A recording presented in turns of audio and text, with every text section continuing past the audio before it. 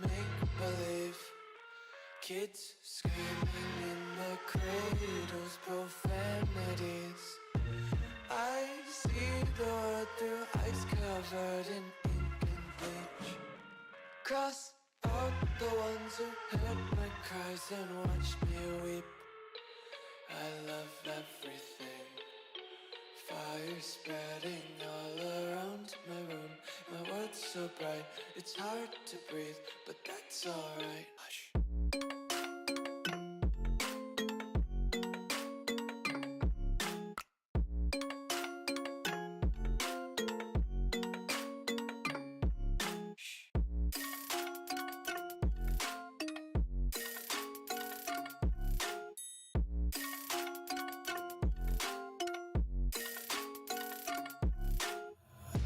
Tape my eyes open to force reality. Why can't you just let me eat my weight in glee? I live inside my own world of make-believe. Kids screaming in their cradles, profanities. Some days I feel skinnier than all the other days. Sometimes I can't tell if my body belongs to me. I love everything. Fire spreading all around my room.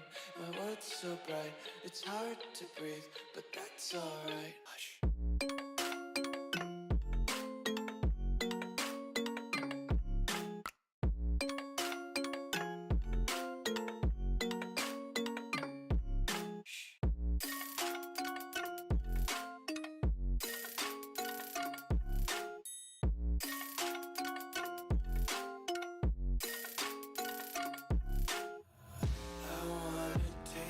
Content, hold your breath and feel the tension. Devils hide behind redemption. Honesty is a one-way gate to hell. I wanna taste consumption. Breathe faster to waste oxygen. Hear the children sing aloud. It's music till the wick burns out.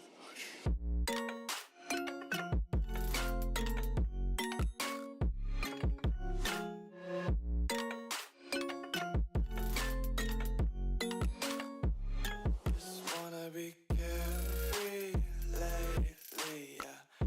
Just picking up daisies. Got one too many quarters in my pockets. Count 'em like the four-leaf clovers in my locket. Untied laces, yeah.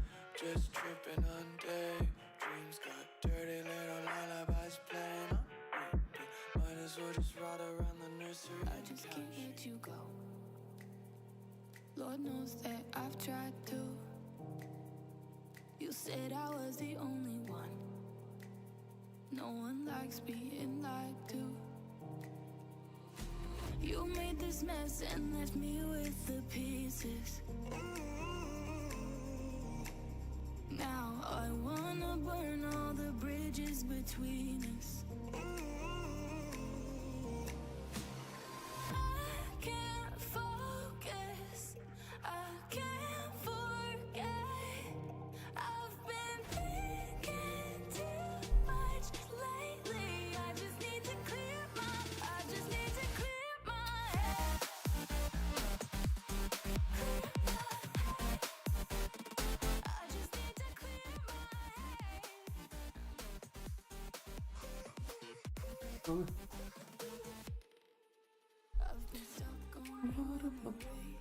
Alrighty.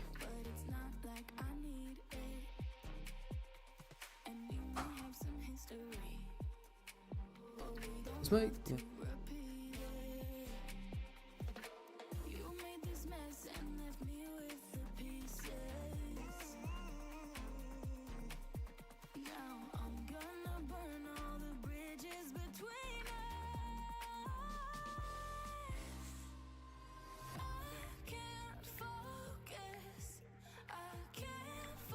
All good, Marta.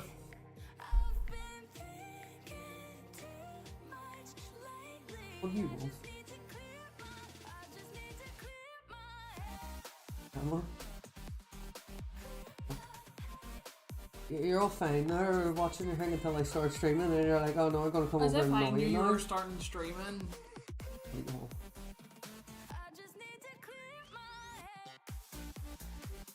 Hmm? He's so innocent. Dead?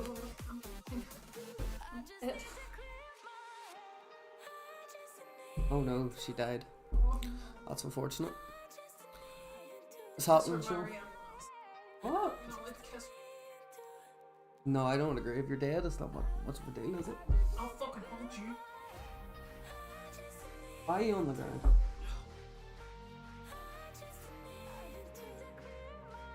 Why are you on the ground? Oh, bye.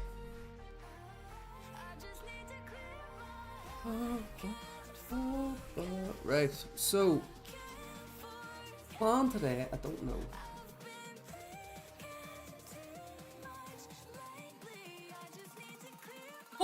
What do you want? Anything. Okay, okay.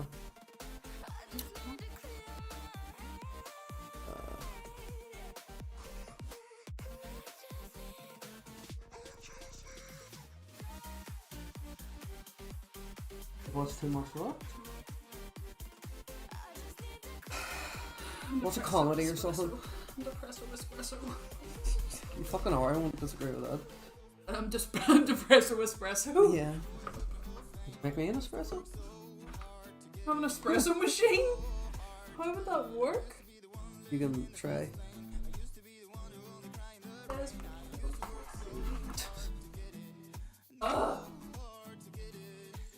Right, so we are my homie Risen. Nah, you don't need Riz what you already got. I said my homie Risen. I was like, you don't need a Riz what you've already got. Yeah, I was about to say, you don't need... Well, technically you should still riz me, Oh. but you don't need to riz me anymore. Uh-huh. Or... Sure. Top Riz. Right. I don't think Sean likes you either, like... Sean hates me, it's fine. No, he got excited whenever I jumped on your stream on Friday. Get high. He went, hi Emma! Like a stuff. Word? No, it's just so much. It was a very chocolatey brownie. Yeah. I got one. Marta, I'm not going to do it today, as I've got the 2 videos that were recorded are scheduled to come up tomorrow, and days are they scheduled to come up. I'm going to try to get a few different videos going in here as well. Let's see. So they're scheduled to go up tomorrow and on the 21st, so Tuesday and Thursday. So I'm gonna try get videos in between that. If we kind of run out of anything, then yeah, we will. But at the minute, I have got 2 games that I was just playing there. I was playing for, actually, I don't know, I was playing a good few games.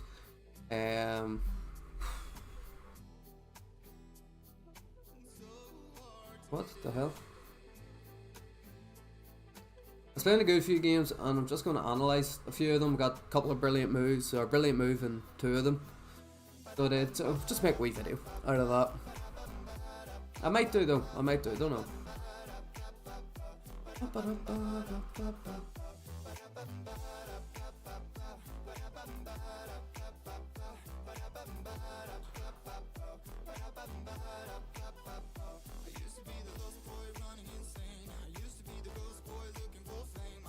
I did not promise I'll shave the beard, and I trimmed it up myself actually, so it did. She says I'm not shaving my beard, so no. I'm not your bodyguard here, but you're not shaving the beard. No, I did not promise him shaving the beard. Right. I don't know when he thinks this promise was made, but I didn't know. I said I'll trim it up. I said it needs cut.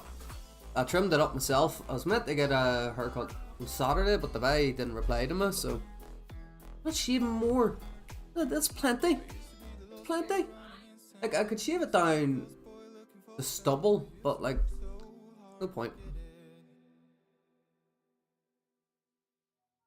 I look somewhat, somewhat. You know, that's the brand, Sean. It's the brand. I have to look like this, or else. Actually, I did change my name. I took out the hobo in the name, so I did. Ba, ba, ba. I don't look like a fish, do I? Well, don't answer that actually.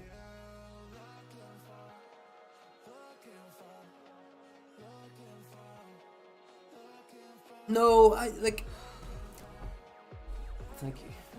What is it, tea? Whenever I was about the 900 level, I was playing in Rapid. Again, I just stuck to my openings being the Caro-Kann for black and the Vienna for white, and it did definitely push me over the edge. Properly learning them two openings, but no, I wouldn't say the King's Gambit. But at that level, anything can kind of be good. You're playing reasonable, good, strong moves, and yeah, there's no reason it can't be, you know, decent. Right, let's see.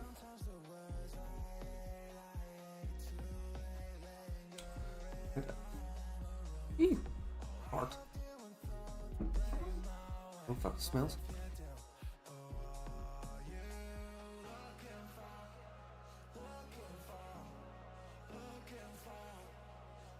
No, I am the father. Something different there, like it's. Father, Son, and Holy Spirit?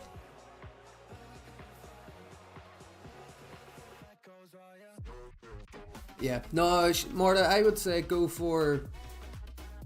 If you're looking for something for white, stick to your London. Your London's doing good, and try out the Vienna. That's what would be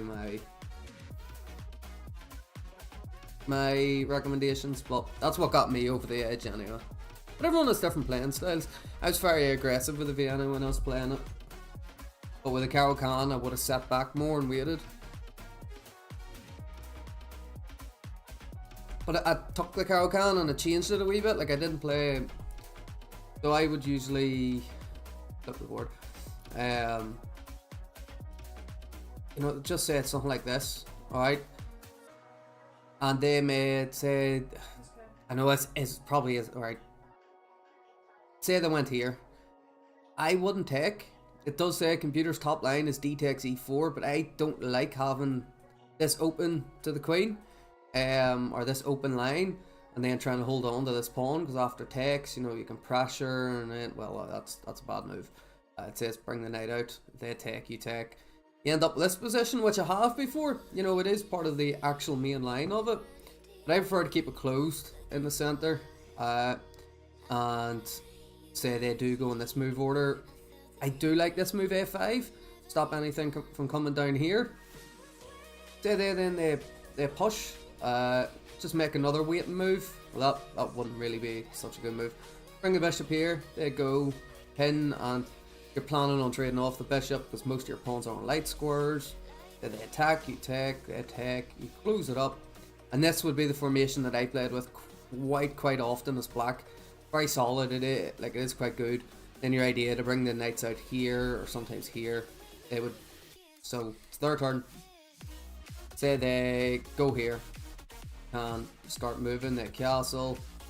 You go here attacking this pawn, and then you've also got this pawn push here as well. So you know, so yeah, no, that's kind of what I would play it. Say they trade, you trade off, trade your knight, the bishop, and then strike here. At this time, if they take, you wouldn't really take because that's just hangs your bishop, but you go here to open up the square for your knight. You go here, as the computer says, then push. So they make a simple move. Then you push because it's defended twice and attacked once. So again, that's just something, and I played that hundreds and hundreds of times. So I did the Caro-Kann for black on black side. Right, but anyway, we are going to get a video recorded here of these two moves.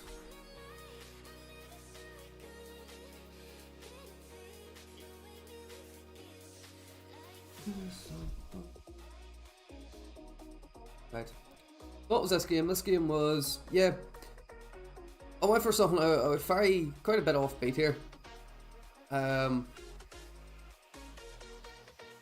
England gambit, and I accepted it. I accepted the England gambit, and just tried to hold on. You know, kind of got this formation, kind of similar to the Dutch and Blacks, the opposite side. Castled, took in the centre, because they can't take back, because their bishop is now cut off the defence that the queen was given. Took in the centre. Didn't want to take the bishop because I didn't want their queen getting in. There's no major threat there, so I thought, okay, we'll just attack the bishop with our knight. But it's also attacking this square, which was the key thing. So now we don't even need to take the bishop back. We just push up the queen, completely giving up our rook and hoping that they take it. Right? But it's not a all hope plan, so we hope that they take it. They're, oh, it's a free rook, he hung a rook, but then that's just checkmate. It's a knight's cutting off here. Protected, the queen just checks and finishes it off, but he does spot it and he falls back. We just take, you know, because it's unprotected, we just take it, and he's postponing the inevitable, but he makes a fatal mistake here, and we give a brilliant sacrifice of knight to e7. Okay, yeah, I forgot about these moves. We'll put the bishop here to cut off the diagonal of the king. The idea was possibly to get the queen on this diagonal and to get up here, but it didn't happen. He went here, and I found this brilliant move, knight sacrifice, because if he takes it, either way, it's checkmate, and it's checkmate in the form of check, and you know he's completely cut off here. He's cut off here. He only has 2 moves to postpone it. It's still going to happen, which would be queen here, take, here, take. So I thought that was quite a lovely knight sacrifice there. Yeah. Again, I didn't see what his idea here was. I don't know what he was thinking by going here. No, not a clue really at all. But yeah, knight sacrifice. He could have taken it either way, even if he took it with a knight. Still would have been, or no, not there. Would have been here. And again, same deal. He can only block it with, well, he could block it here, you know, just postpone it even more, but that's it. That's all he could do. That was one of the games played. This is another one, had a good sacrifice in it. Quite a weird opening, so it was quite a weird opening. So I have been going for the London, where I would get the, you know, the accelerated London. So go here, knight or bishop there. But I decided to mix it up, right, because I do like this c4 move, and I would do it quite often, so I was like, okay, we'll do it a bit sooner. Then I was like, I'm a big brain. Then I was like, okay, I'm going to try something different as well, and not get my dark square bishop out as fast. So we'll cover the dark square bishop in, protecting this pawn a bit sooner, and we can continue development a wee bit as normal, but there's no bishop on the f4 square. After that, kind of normal development moves. And in this position I had to make a decision. I had to decide, okay, what am I doing here in the centre? I'm going to kind of free up the pawns, you know, free up the space for my bishop to get out. I'm going to kind of lock it down a wee bit more. So I did decide we'll develop the bishop, and now we'll push the pawn in the centre. Now why? Because he made this move. He kind of gave his king a wee loft, which wasn't a terrible move, but completely unneeded, and decided that it started giving me a target. After that, I knew exactly what my plan was. I'm going to line up the queen and the bishop here and go for that pawn. And that is exactly what we did. We completely just give up the knight. Now, why did we do that? Because after the pawn takes, it opens up the file for our rook as well. But he does try to strike in the centre. We just kind of lock things down. We take this pawn. He doesn't take back.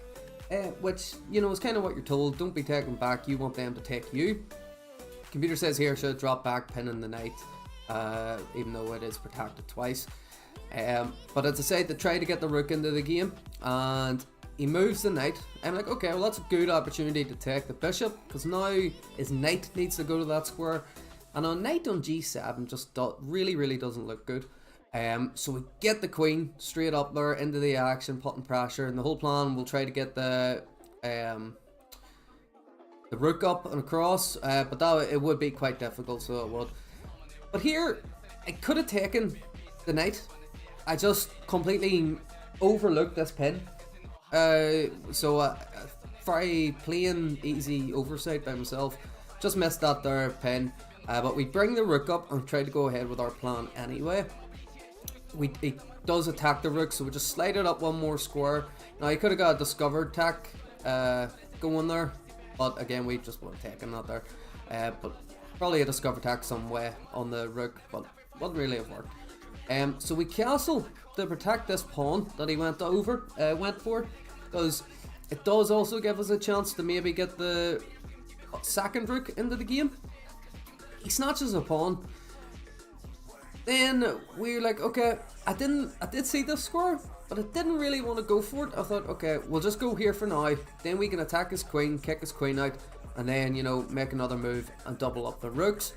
But instead, yeah, he gives us a check, allows us to get away.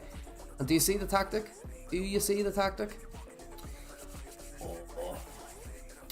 So here, the tactic that I immediately straight out of the bat spotted, and you can see there is 1 second interval, so I have a minute 17. Straight away, I seen the tactic. Oh, well, he made that move, which was a clear mistake. It's a clear mistake because he hung his queen. And you're probably looking at it like, how did he hang his queen? Like, my rook can't take his queen. My bishop's on the wrong colour. My knight's not getting anywhere near it. Yes, but we have a rook sacrifice. Sack the rook, give him a check, force him to take, and immediately, look, oh, I gained time from taking his queen. It's just lovely, it was. So yeah, he just moved straight into that. As soon as he put his queen here, and it was my turn, I was like, if he does not move his queen, I win it. Alright, I'm going to win the queen. And that's exactly what happened. And he resigned. He resigned in this position, but I took it instantaneously. I pre-moved all this. So as soon as I seen this move, I pre-moved the rook take and then pre-moved this. So yeah. So it was a good wee sacrifice there. I am seeing the tactics a wee bit more, and I'm trying, and again that came from something similar to the London. It's called the Old Indian Defense. I guess that must be for black. But yeah, it's called the Old Indian Defense, this game, so it is. Have I ever played this? Old Indian Defense. Let's have a look at that. Let's have a look at the Old Indian. What is this? Make my camera a wee bit smaller. So, the Old Indian was the original version of the King's Indian. Unlike the classical defense to d4, black does not block the d-pawn, but instead prefers e5, attacking that pawn. Compared to the King's Indian, black does not fianchetto the bishop. In the Old Indian, preferring bishop e7 instead. So preferring bishop... Wait, what? Let's have a look. Let's explore this a wee bit. So... Okay. Then the move with the Old Indian. Where's it, bishop? Knight out. Knight out. Obviously, there's so many different variations of the Old Indian.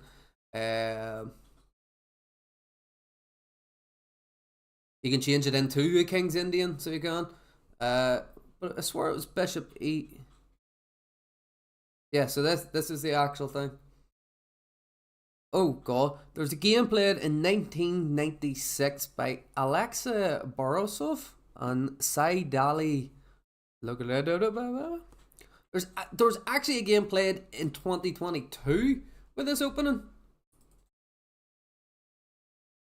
Where it went like this. Again, that's it's slightly different to our game.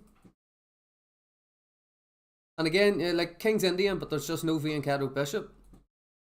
So there's the Old Indian. That's interesting. I did not know that. I've never heard of the Old Indian at all.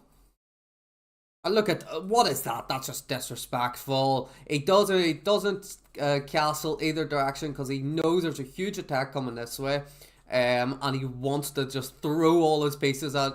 So he just moves up one square. Oh, that's just disrespectful. And then he just goes right at him, trading off the set of rooks. Okay.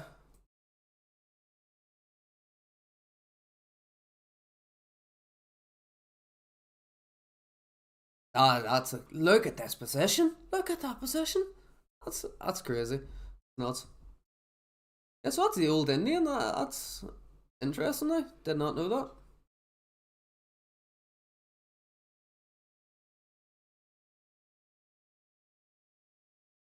Here, there's something for you, Marta. It was popularized by, I'm not going to be able, Mikhail Chigorin, and also played by the Polish GM D.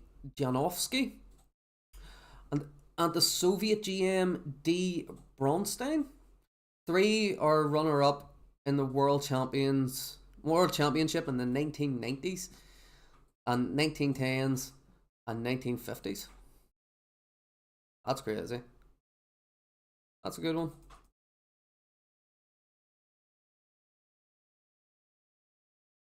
That's a good one. Right, so we'll go back to this.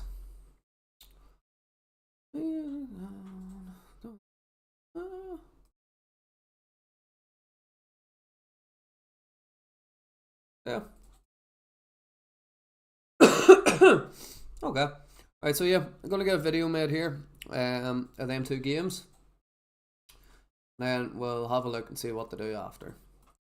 So what one do you think first? The rook sacrifice one?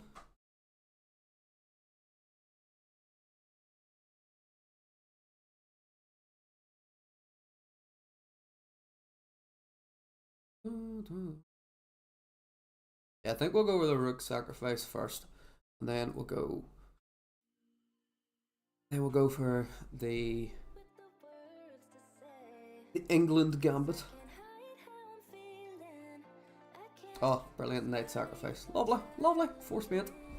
Right, so.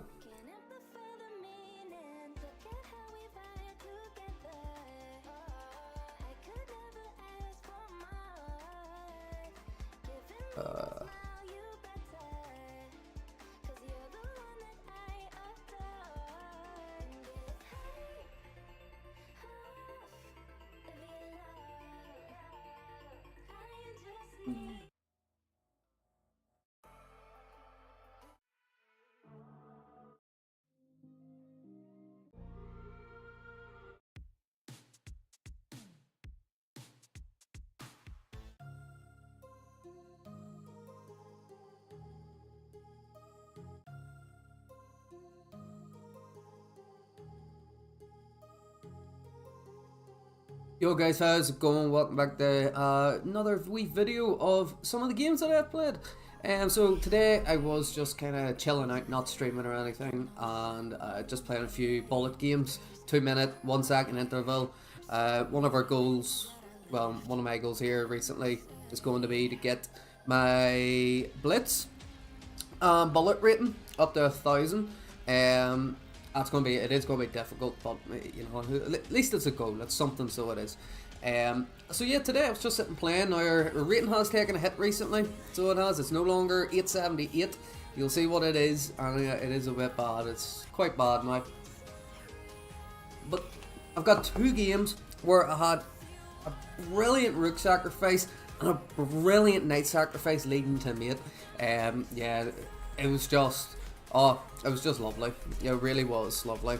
But we'll just jump straight in the game. So there are 2 games, and I am white for both of them. So this game starts off with d4. Okay, recently I have been trying d4 openings.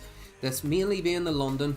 Kind of trying out a few different versions, just to find out something that interests myself and something I enjoy. So this one went for d4 c4. I did decide to block in the light square bishop. Now, I blocked, no, dark square bishop, but blocked in the dark square bishop just to be like, okay, we can continue development as normal, but there is not going to be a dark square bishop there, and we can probably get it into the game a wee bit later on. And that is what we do. So, he goes for King's Indian setup. Well, as we kind of recently discussed, this was classed as the old Indian defense, so it is, because the knight comes out then here before the Viancado. So what do we look at that? But so here we're normal development, getting the knight out. And now I think it's a time for me to make a decision in the centre, and I decide to put the 3 pawns up in the centre, get ready for a push here from either way of him. He can't take, a wee bit more difficult for him to get jumping in. But this is what happens. Immediately, as soon as he plays this h6 move, I'm like, okay, that's a target, so I'm going to go for that. And what enables that is the pawn moving to e4, because it opens up scope to the bishop. I know, and my immediate plan was, okay, we'll put the queen on the same line as the bishop, and we'll go after that pawn. So we'll completely give up this knight, well, trade it off. Now, why do we do that? We do that to open up the g file for our rook, and it becomes a very, very big factor, so it does. So he strikes in the centre. I decide, okay, we're going to lock this down, make it difficult for him to do anything. He tries to go back, attacking in the centre, open it up a wee bit more, but I'm like, okay, I'm going with my plan. I take the pawn. Now, you're kind of told, don't take back, let them take you, take on your terms. But I was like, okay, well, I'm just going to keep that there. I have no reason to. And we'll start adding more pieces to the party, start getting a wee bit further up, add the rook, hopefully get this bishop moved, and then get the other rook over. So he tries to defend the bishop. I'm like, okay, what would it look like if the knight actually got there? What would it look like if the knight ended up there? Where can it go? It can't really go anywhere. It's quite difficult, and it'll be quite stuck. So that's what we do. We'll take, computer does give it an accuracy and says that we should drop back attacking the queen. But I'm like, no, okay. We'll put the knight there, which is a mistake. Even the computer says you should take him with a king. Now we're attacking this pawn. We're not actually threatening to take it. We're just, attacking it. Get the queen in. Immediately get the queen in. Hope to get the rook up and across and deliver checkmate on either of them squares. That would be the main goal. That's the end goal. And what happens? He gives up his knight. He just clean gives up his knight. Now why? Because he's reopened this pin. This is defending his knight, but it's also defending his king. So what's more important? The game was going to say the king. So here, could have just taken the knight, but I did miss it. That is something that I missed, but you know what? I'm glad I did. Why? Because if I didn't, I would not have got this brilliant move. Not that rook move. That was not a brilliant move. It was a miss, obviously, because I should have taken. So here it does kind of give him the opportunity to get his other knight in and attack my rook, which is what he goes for. So we just slide it up one square, try to keep it in the game, try to keep it pointing at his king, try to add more pressure, get the bishop out, castle, get the rook over, double up, and just start sacrificing them, taking everything. Very, very good, simple move, but not really addressing the threat that's right in front of him. So he does go for this pawn. And I had to look and be like, okay, can we defend it? Well, there's no knight move that really this one does, but it's not the best. We could push the pawn up and, create a big white pyramid here in the center. But instead we castle. Now why do we castle? Because it does several things. Protects this pawn, gets the opportunity for the rook to come over. But we do lose a pawn. He takes a pawn there. Okay, that's no big deal, alright. He's not really attacking anything after that. He's attacking this pawn, but it's not a big deal. We're still looking right at his king. Alright, we're still right up at his king.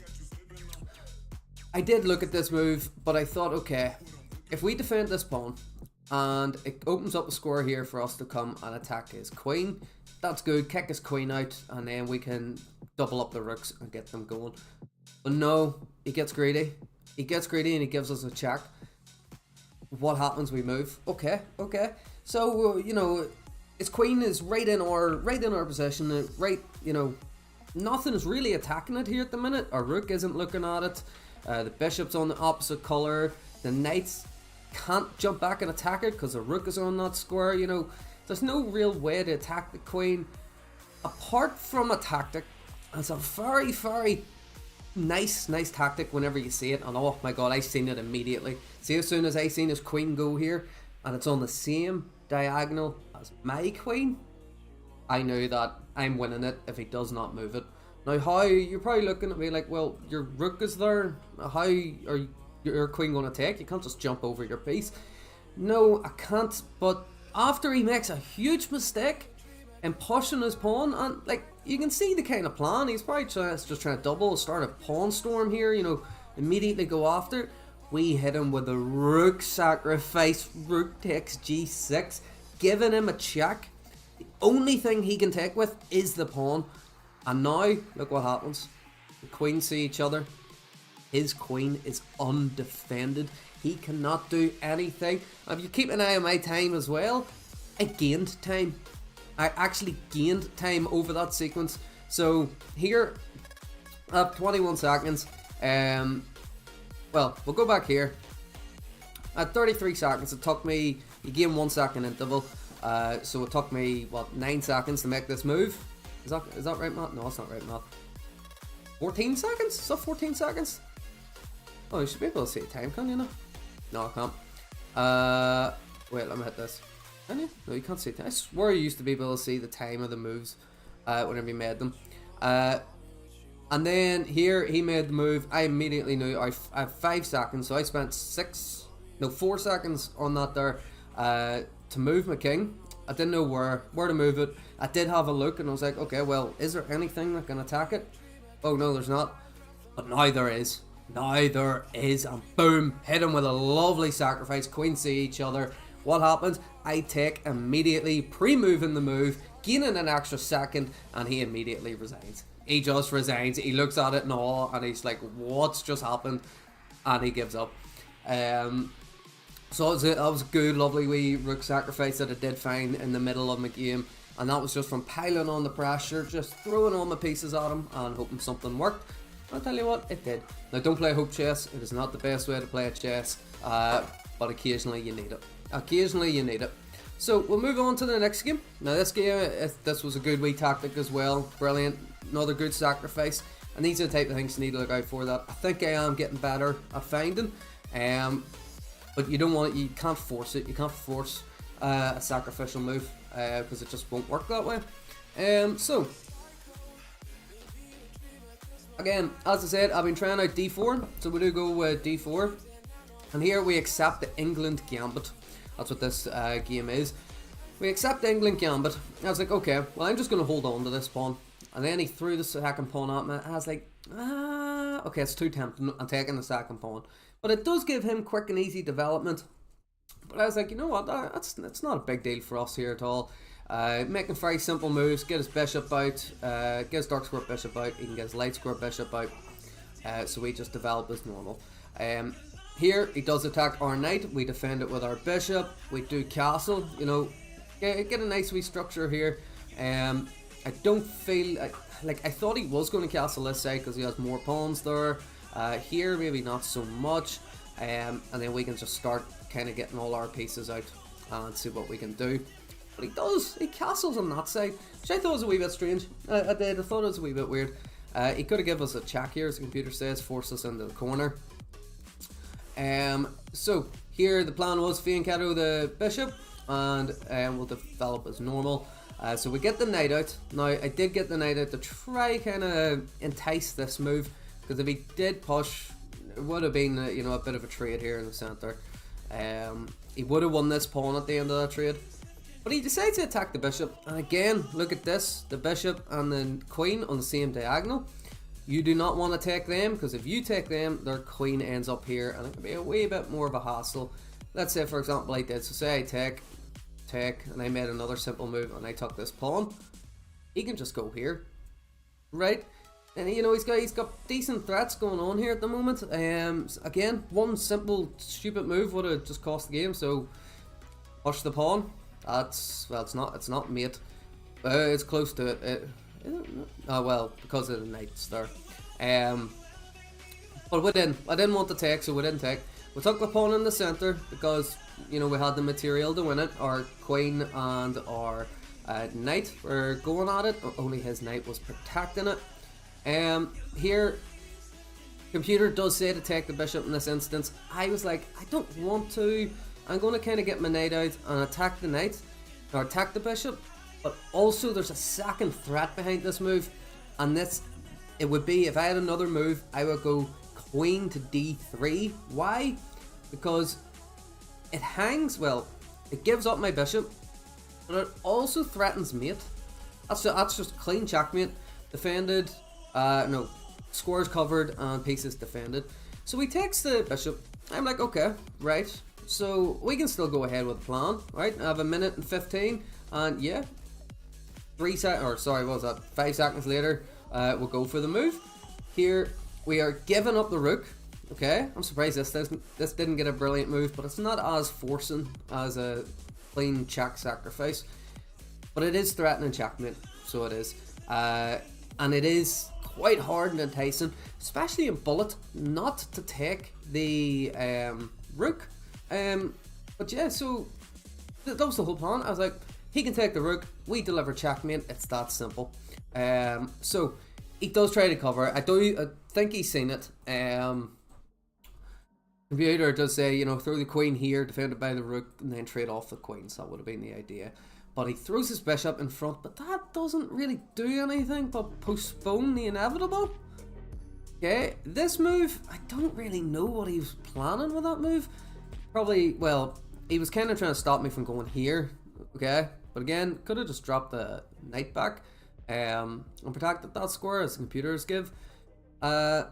And here, I was like, okay, now it's time to fianchetto the bishop. The move that we made absolute donkeys ago was a b3. When did we make that move? Like, excuse me, it was a wee while ago, so it was. So we fianchettoed the bishop. Now this does cut off the king's escape squares. So again, the king has nowhere to go. All I need to do is deliver him a check with a protected piece.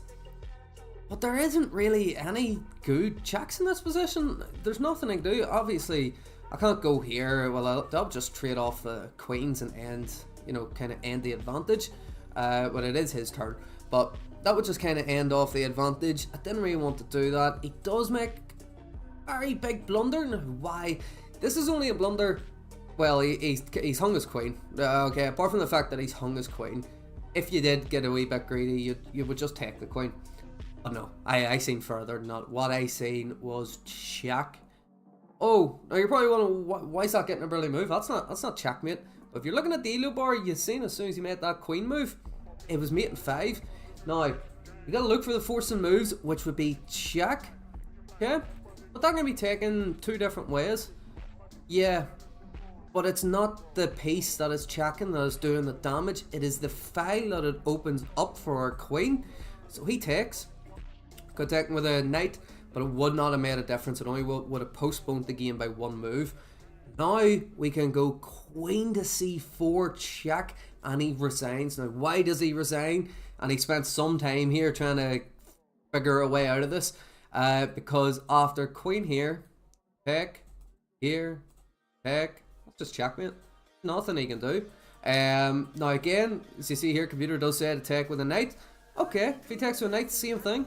We go here, he blocks, we take, he blocks, we take, he blocks, we take, and it just goes. So, oh, I loved it. See, as soon as I seen this, how long did I spend on this move? So, we fianchettoed the bishop, he moved the knight, or queen, sorry, and he hung the queen. Do keep that in mind. We could have just taken the queen, but that would have just, you know, ended the mate threat and give us an 8-point advantage. But yeah, so what we do find, knight in. So with 1 second interval, took us 11 seconds, is that? Well, 12 seconds. You gain 1 second, and I'm down, I went down 11. No, 10 seconds in.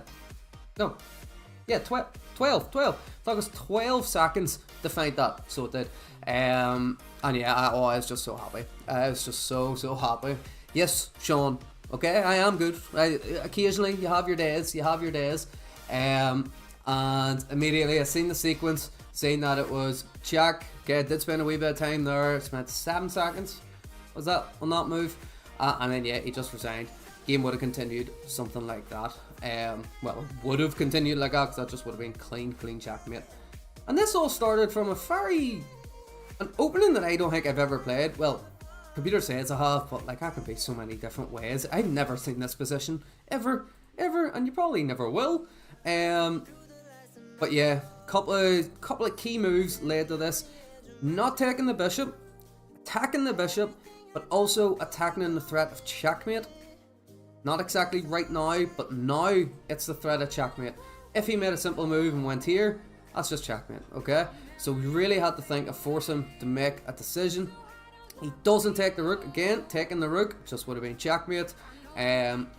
So he did. He made the wrong decision here. If he did throw the queen up, computer gives king takes g2, and then if he trades off the queen, so yeah, queen takes d, and then we take the queen.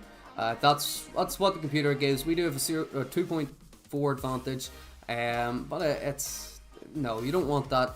Luckily, he did make a slight mistake, and yeah, we just ended up capitalizing on the mistake and pulling off a brilliant move. And that's 2 brilliant moves that I made in one day. And oh my god, I've just been sitting here drinking my coffee and I'm playing chess. That's it. 2 minute, 1 second interval. Not really practicing my openings properly, but trying to find new openings that entice me a wee bit more. You know, throw that spark up that make you want to play chess in the first place. But anyway, guys, that's been a quick video of some of the games that I've played today. Yeah, I do hope you have enjoyed. If you have, slap the like button. Thank you for watching. Bye bye. Oh.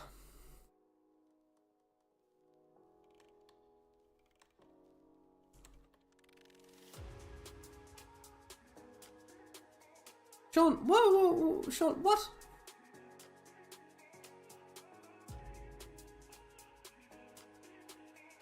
Hmm? I have no idea. He's being a weirdo as always. Oh,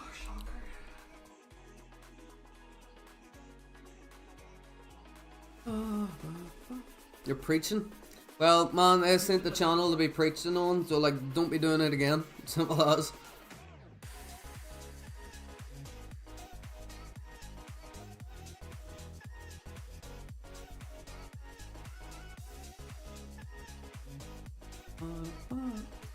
Oh.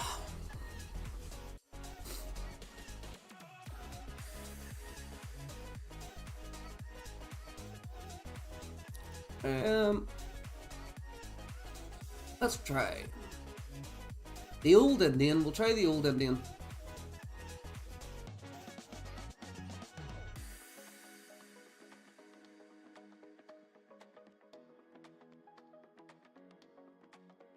Why?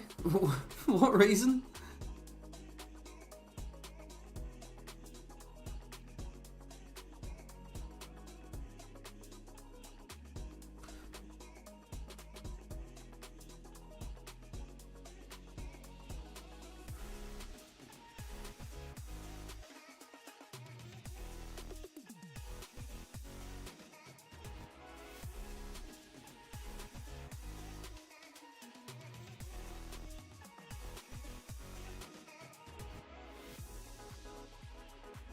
I know, you're wondering why he said halal then, like it just makes no sense.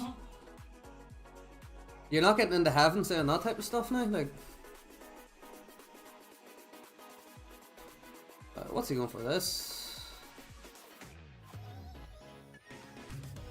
Oh no, he's going for that.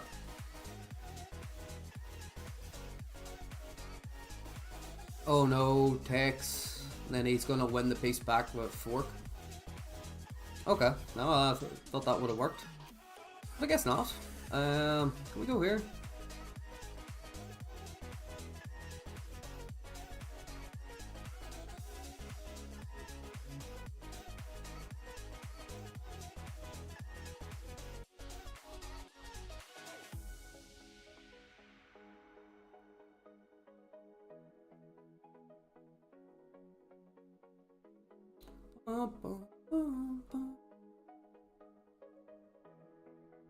No, that's just a fork. That's just hanging a piece.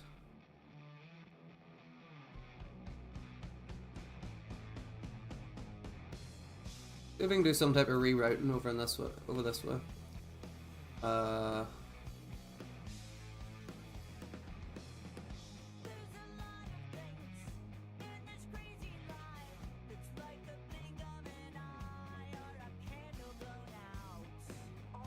Why just take?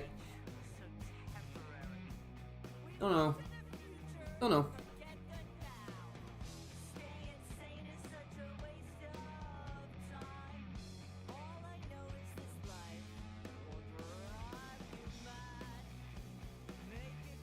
Okay.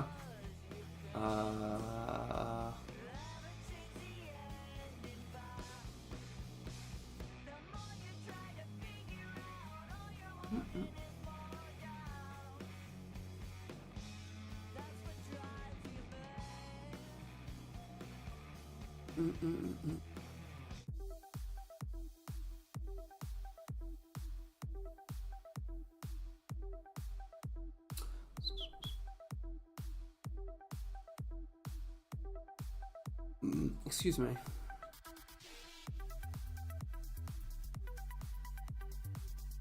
Why am I so low on time? What the hell?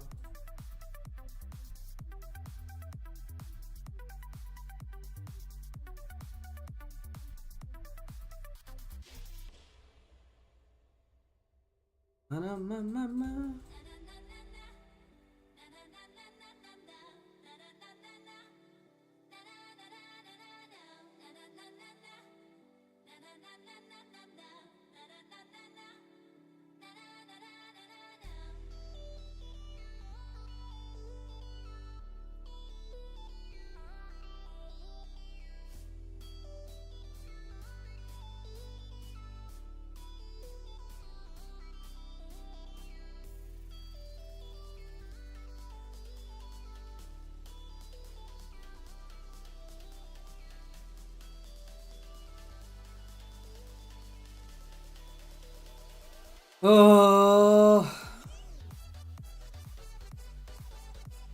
yeah, that was a mistake.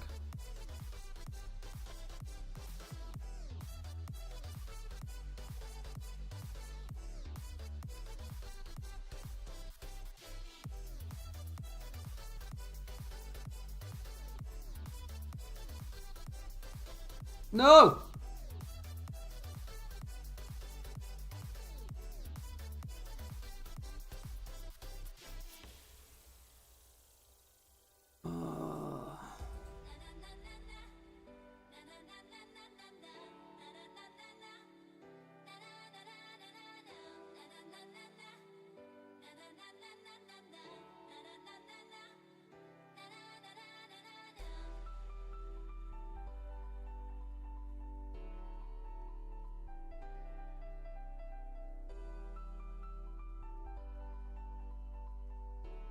Yeah, that was a mistake as well.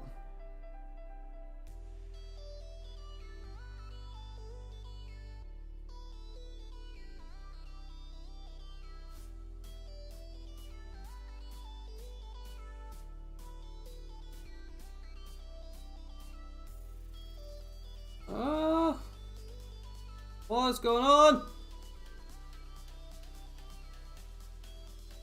I am moving these pawns up in the most unorthodox way ever.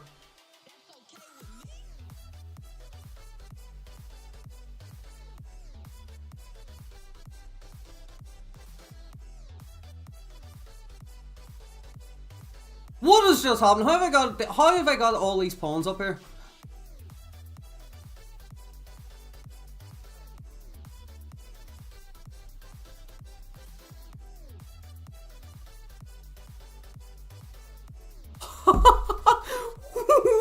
What just happened? What just happened? Like, I had no time there. I looked at 20 seconds and he had like a minute.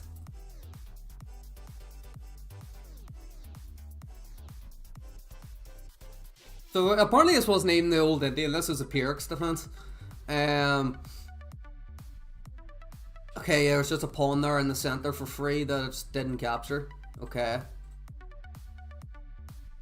Ah, that was...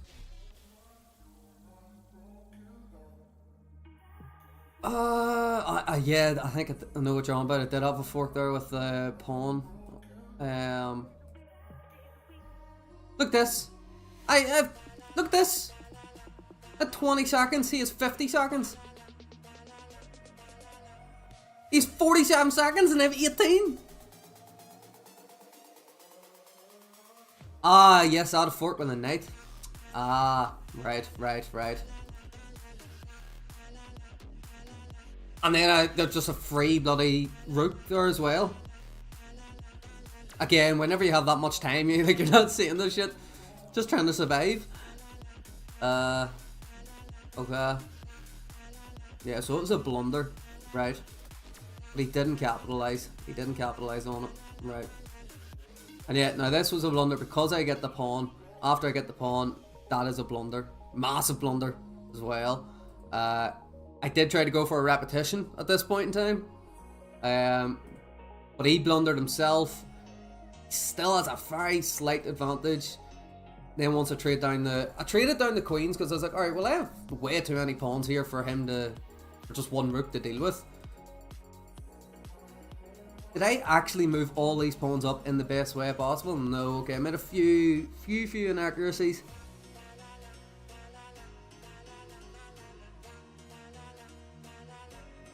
Yeah, I had a fork there. Right, yeah. And then, yeah, he's just completely trapped. If he went here, would have promoted. If he goes here, as I did, I just go in and trap his rook. Oh, I don't know how I done that. I don't know how I done that. Oh, that was a good one though. That was a good one.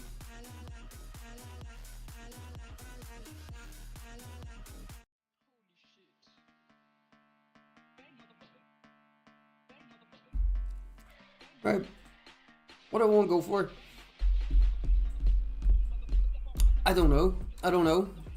Sicilian, I guess.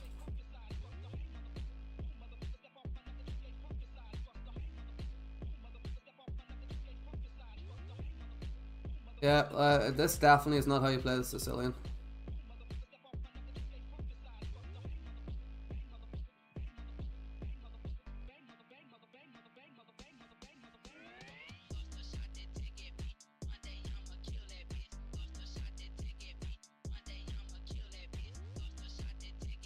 Definitely not how you play Sicilian.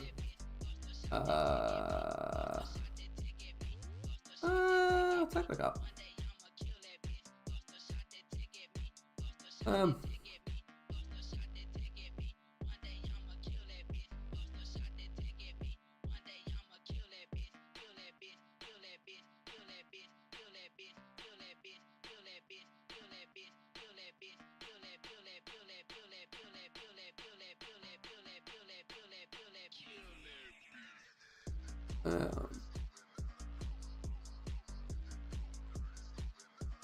So you've so he's stalling time even though you have the mate and two. No, I can't castle there.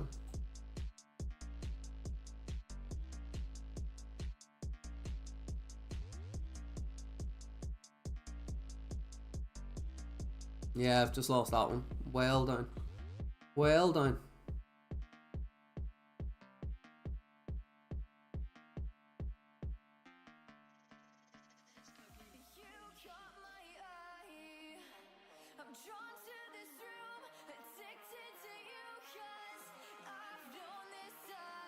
Go and lose.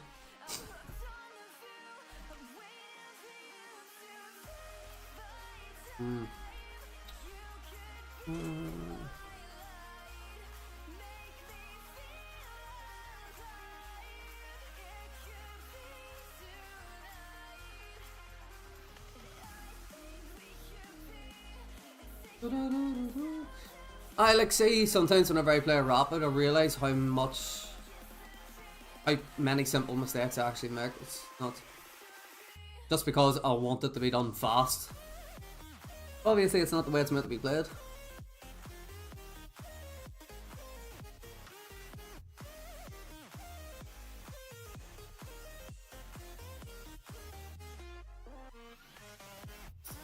Five.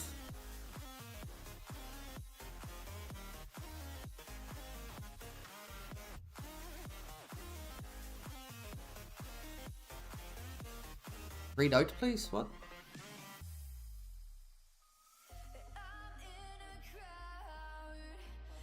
That was my bloody.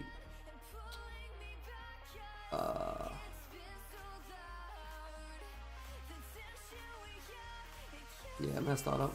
Messed that up, man.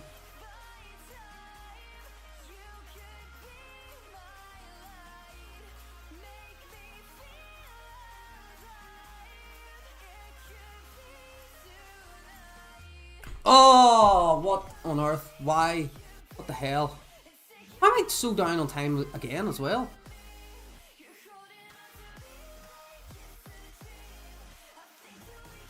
Yeah, I just don't understand. I can't go there. Can't go there either. Yeah, that's reasonable.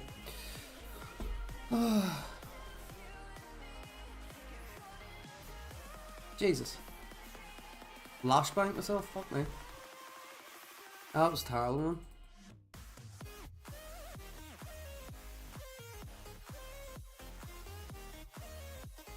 Okay. Okay. Yeah, I thought I should have taken there.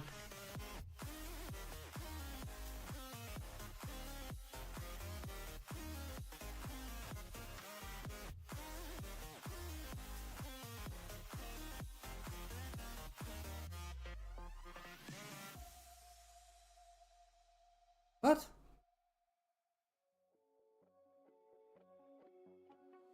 Holding on to you, holding on too tight.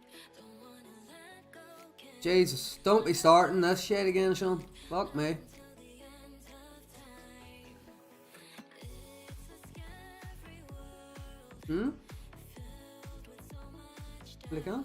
I can't be sure Yeah, you can time them out and stuff. let this all play out. All we have is one more night. Don't be sad, I know we'll be alright. Facing the unknown. Literally said to fish.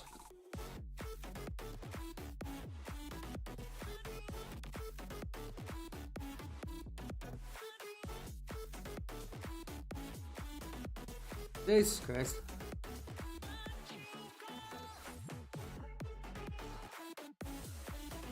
$24, aren't they?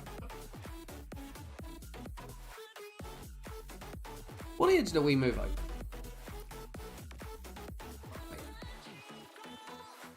Of your 21st. Was it? It I know it was literally the day COVID and after your shit. 21st. 2020 then? Or- Okay.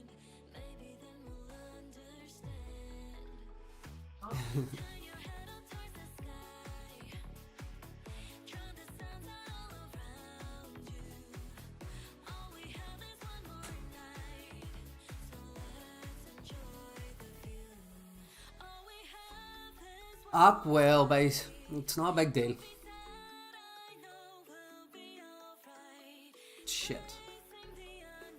What?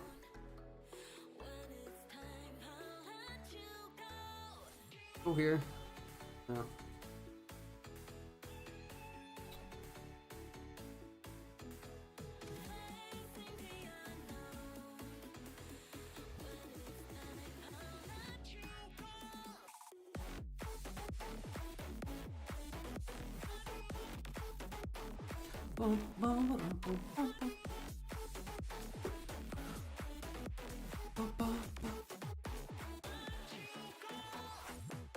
Excuse me.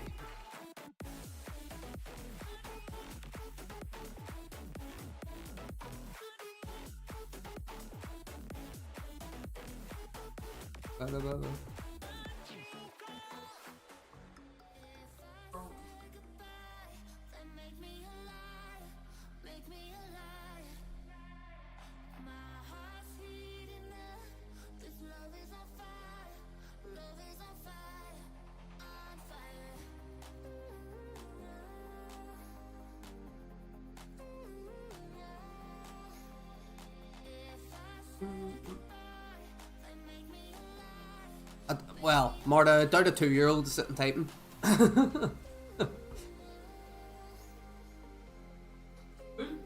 Oh. Fucking Sean. He probably is still in focus. He says he's 12. Said he was 24? No, not Mega Man's 24.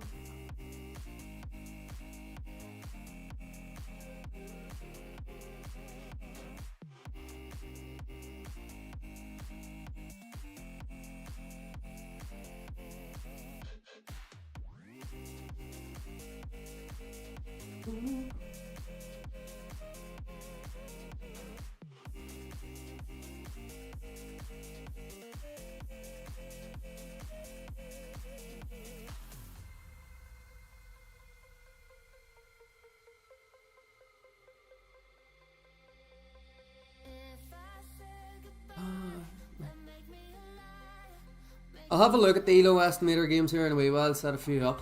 But I do need to get other videos made because I can't just have ELO estimator after each other, after and after.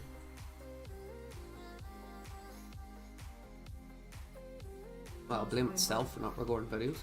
What? I'll blame myself for not recording videos. No, Sean's the one that is. That's not just I'm him. literally watching the stream and he's like, oh, can we do it?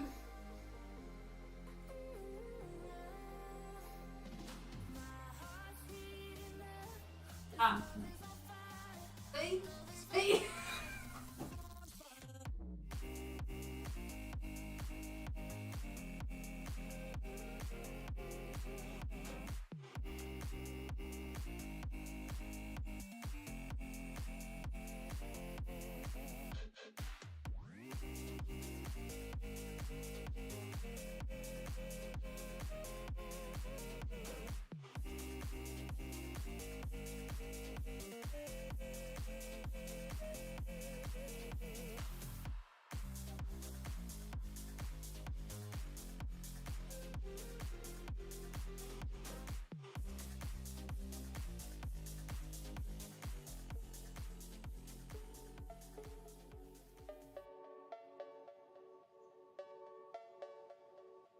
Alright, wasn't a convincing one, that one, but back well.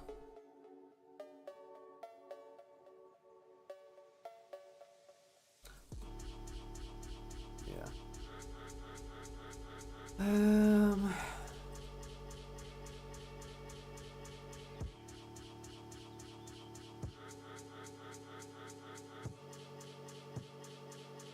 Okay.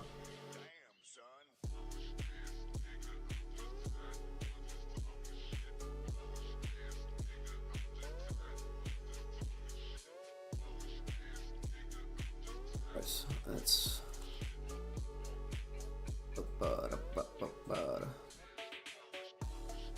boop, boop, ba-da.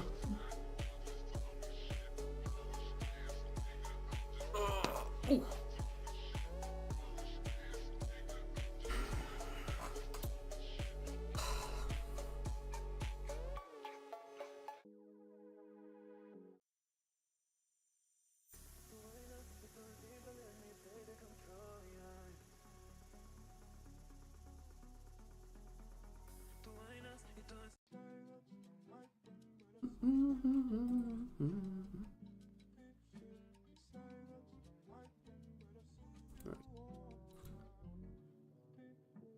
How's it going, guys? Today we're going to be doing something I haven't done in a wee while, and we're going to play a rapid game. You know, live recording. I am also live streaming. So we are going to play a 15-minute, 10-second interval. Give me a wee bit of time to talk about my moves, my thought process when I am playing it. Haven't played rapid in quite a wee bit now. Our rating is actually higher here. You see, it's 11:22. Currently we're 11:53. So we are. So I just thought, why not? We'll try something a wee bit different, or something I haven't done in a wee while, and give it a go. So switch over here, and we'll get immediately searching for an opponent, and we'll see what we do. See how it goes. Okay, so we do get the black pieces. Playing someone about 20 points higher rated. Now, I could go for something I'm familiar with, being the Carol Khan. They want to try stuff a wee bit different and keep things interesting. So we'll go for e4, e5. So we will. You know, sometimes it's just playing directly into what they want. Now, attacking the pawn in the center. Defended a flurry of different ways. Yeah, let's go here. I do expect the bishop to come out. Yep, bishop does. We will... Let's see. Strike in the center, defend the pawn again this way. So we'll defend it this way.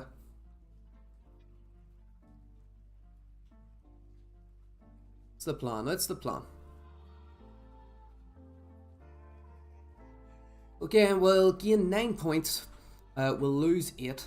If we draw, we'll gain nothing. Now, I think this move is obviously trying to support the pushing of the d4 pawn. That square is protected twice. Obviously, we then move this pawn. It's no longer protected. Throw the bishop here. Get the bishop out. Maybe get rid of his bishop first. Let's see. We'll get the dark square bishop out. Right? And hopefully the plan is knight here, attack the bishop, and trade the places of the knights, still protecting this d4 square. So it seems that's where the battle is kind of going to be focused on at the minute. He can easily castle on his next move. We still have opportunity to castle either way. It would obviously be a wee bit weaker if we castle kingside due to the pawn push that we had. But not overly weak, as our king would end up on the g square. So, takes. So this is attacked. It's defended, sorry. 3 times. Currently attacked 3 times. You do want one more attacker than there is defender. We could just drop back. He pushes. Maybe we take and then drop back. Then we're probably going to take and then drop back. You know, our king is still in the center and you don't really want to open it up at that point in time. But we don't want him to be able to push here either, so we'll take. Are we going to take with a pawn? Okay, does. So now we just drop back. He can still push, but then we get our knight out. Opens up a square for our knight to go to. This bishop being here isn't really doing an awful lot because we still have the d pawn on d7. So there is no pin there. But it is stopping us from getting the rest of our pieces out. So we may just castle kingside. We might. So maybe get the queen out into the game, attack this pawn center, his rook comes over, then attack his rook, it's blocked. So let's now if we go here and he pushes, then we move.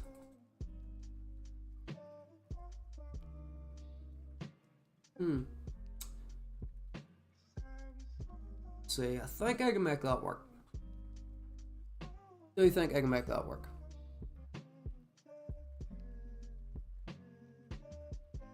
Yeah. Pawn structure looks zesty, that's definitely a word for it. I'm very, very cramped. He obviously has a spatial advantage, a bit more development. I can get his pieces out a lot easier and into the game. But we want to get rid of this bishop. We're going to go here. He takes. We're going to take back. It's back to push, and then our knight can go here. If he does push, we can still just go knight there. Then attack his bishop. This bishop isn't really going to be looking at anything. It's not. Well, it is a tactical game. It is quite a tactical game. Maybe, maybe being too tactical is the downfall. Right, so yeah, we'll go for that. Go for the plan.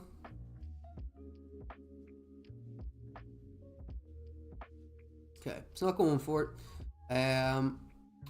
Now, the castle.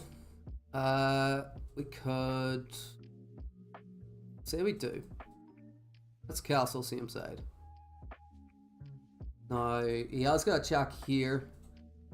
Can it be blocked? It can be blocked. Oh, yeah, let's go for it.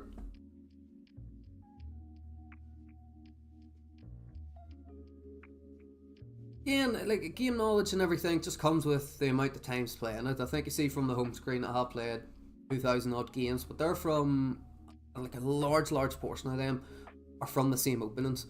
So trying different openings and trying to get used to patterns in positions that you're not familiar with is the difficult thing. And it's again spotting the simple moves.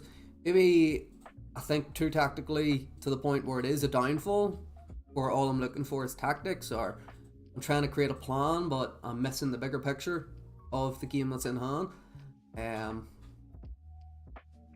Like, first of all, what I'm looking at here now is, okay, we're castled. Have we got anything knight going here? No, there's no threat of the knight going here. We have got a pin here now. Does that do anything? Not overly. If we do end up taking, it stops our knight from going there because its pawn will be there. We may want to move this d-pawn and try to get our bishop out. We have got pawn d4, I believe. Pawn d4 takes. Takes. Queen takes. Takes with a knight first. There's no big difference. He takes. If we go here and he takes our knight, we can open up this file here for our rook. Yeah, I think, okay, we'll go for that. So if he takes, we're going to take with a pawn. Strengthen the pawn in the center, and also open up the b file for our rook.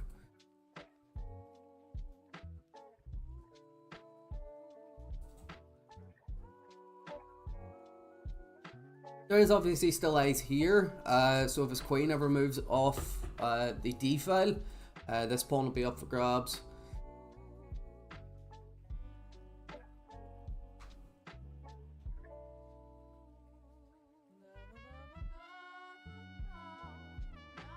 Yeah, it's good whenever you have someone that is experienced with chess and stuff, but like, I got into chess just completely on my own. Just watching chess videos, be that Elo Estimator, his Golf and Chess's How to Win a Chess series, just entertainment purposes, videos of chess, not really knowledge and not really, knowledge based videos and stuff that would teach you a lot more. Because from watching them, I could learn how the pieces work. I watched other people's mistakes, but watching people's mistakes and making them yourself are completely different. It's a completely different thing. So here, I'm wondering what our opponent's calculating. Is he looking at bishop takes?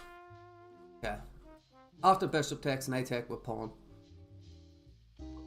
This pawn just, it becomes ours. Like, we're calling the shots in the center there, I believe, at that point.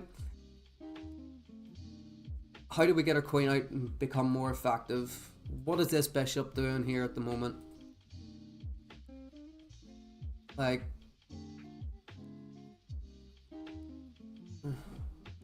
is there any way we can get rid of this knight? Maybe set up a battery? But again, it's a rapid game. There's a lot more time to think about. So they're not simple mistakes that he's going to fall for, but there are weaknesses that you can induce because of it. Can we push this pawn maybe as well? This square is only defended by the pawn, so can we push it and open up our rook? So he's going here for an attack. Now the pawn is pinned. Okay. So can we go here and attack the bishop? Well, this is being attacked 3 times. It's defended twice. Could add another defender and cut off the pin. I think that's probably our best idea there at the moment. Add another defender. It itself is undefended, so we can't take.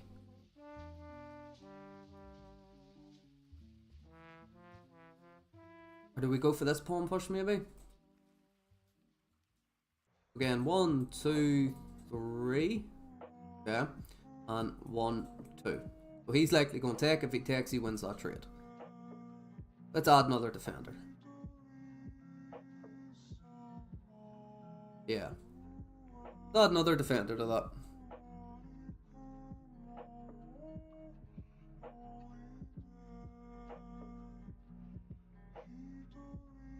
Yeah. Whenever you do have that experience in so many different openings and so like familiar positions and familiar stakes or patterns or anything that do happen in openings, it is obviously a lot easier.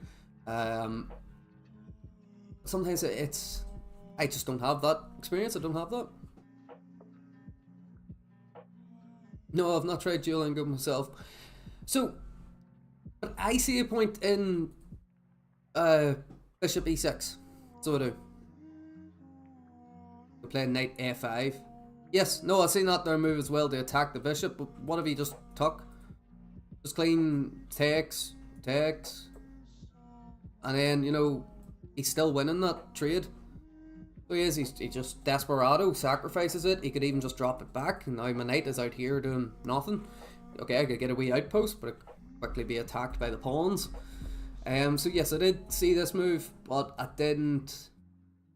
Currently, I feel the battle is happening around the d5 square. So if this bishop was still here on the c8 square, we went knight f5. Yeah, this is only defended twice. Currently attacked 3 times. So if he decides, I'm going to take, yeah, what can we do? Take back with a knight. After that, pawn takes. We can't take with a queen because his knight is still there defending. Quite a bit.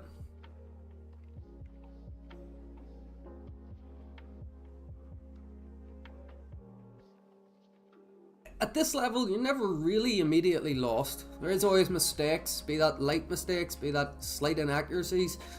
Like, really, do you think that's the best move for him in this position? Just play a waiting move? Can I be more aggressive? Can I attack? Now, this square is looked at 3 times, so we can win that trade. If we go here, takes, bishop takes, is removing a defender here, but it's also removing an attacker, forcing him to make a decision with that pawn. We could even go knight f5 now. Why? Because this is defended 3 times and it's only attacked 3 times. So again, if you trade it down there, it's not that bad. But I do like this move, f5. I think I may go for it. I think I may go for f5. Yeah, I'm not seeing a reason why not to. Yeah, bishop f7 to drop the bishop back, but okay, the only way it can be attacked is by going here, right? If it does, if his knight then goes here, and our pawn's here, we drop back, it's blocking, it's taking away 2 attackers, or 2 defenders of that square.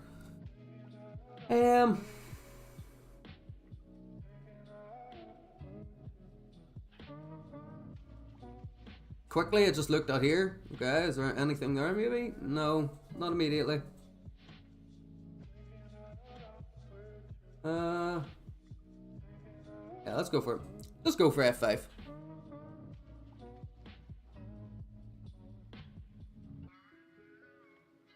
Don't I see a fork d5? Takes. Yeah, but once he takes, if we take back, again, there's going to be a trade here because all the pieces are looking at each other. The idea is that there is a battle going on for this square. So once the battle erupts and once a piece is taken, you do fully expect pieces to go. So pawn takes, it's a fork, okay? After that, bishop takes. You can take with anything, the knight, the bishop, but then I'm going to be taken back. So, pawn takes, bishop takes, bishop takes, bishop, knight takes bishop, knight takes knight, queen takes knight. Do it a different way, pawn takes, or say bishop takes, pawn takes, knight takes, queen takes. So, yeah. It is a calculating battle at the end of it. 1, 2, 3 pieces looking here, attacking it, on 3 pieces defending. So he pushes and he decides to lock down the center instead, not allowing me to open up my bishop. So what can we do now? Let's see. Be a wee bit harder to get the rook out. Can't push the pawn because the, bishop. Oh, well, you can push the pawn because bishop can't take because of the rook. Is there any rerouting at all that we can do? No. Can we get this bishop into the game? 2 pieces still looking here. Can we add a third one? Maybe, I'm thinking here and then push.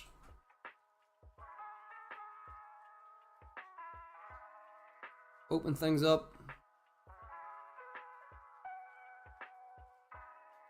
Let's see. Can we go for it? Can we go for it? Now this knight isn't really doing much here at the minute, so yeah, let's go for the attack on his bishop. So a pawn takes d5 and bishop takes on d5, and bishop takes back on d5, and you take back with a knight. You pins your knight to the king. That would have been bishop takes, knight takes, and he pins. Yeah. That knight would then be defended, and I would have still had this move. Knight to f5 attacking the queen, forcing it to make a move.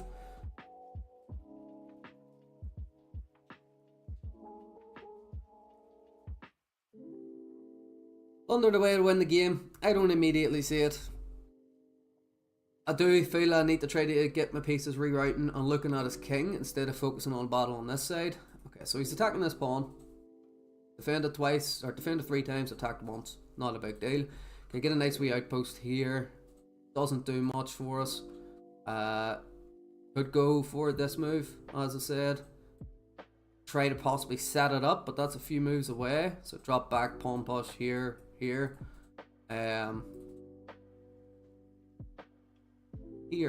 If he takes, we take. Okay. If he doesn't take and he decides, I'm gonna leave it there, what else can he do? Not an awful lot. He can go bishop here, pinning the knight. Maybe h6 wouldn't be a bad move just to stop that. Could be a bit slow, and then he comes out and maybe he decides to attack our knight.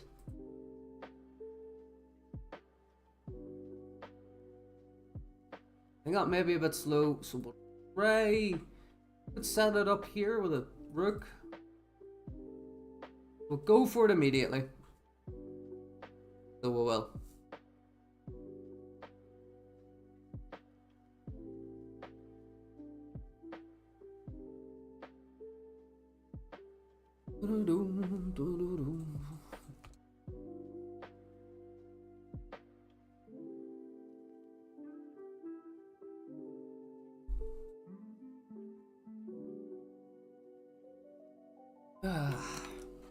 Ooh.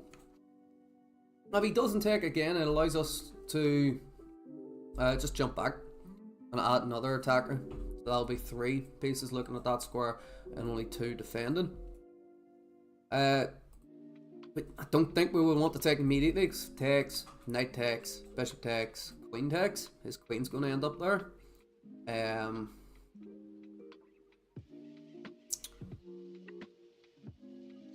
do feel he's probably looking at what he can do here. Sort of. No, that's no problem, Sean. No issue at all. Thanks for stopping by anyway.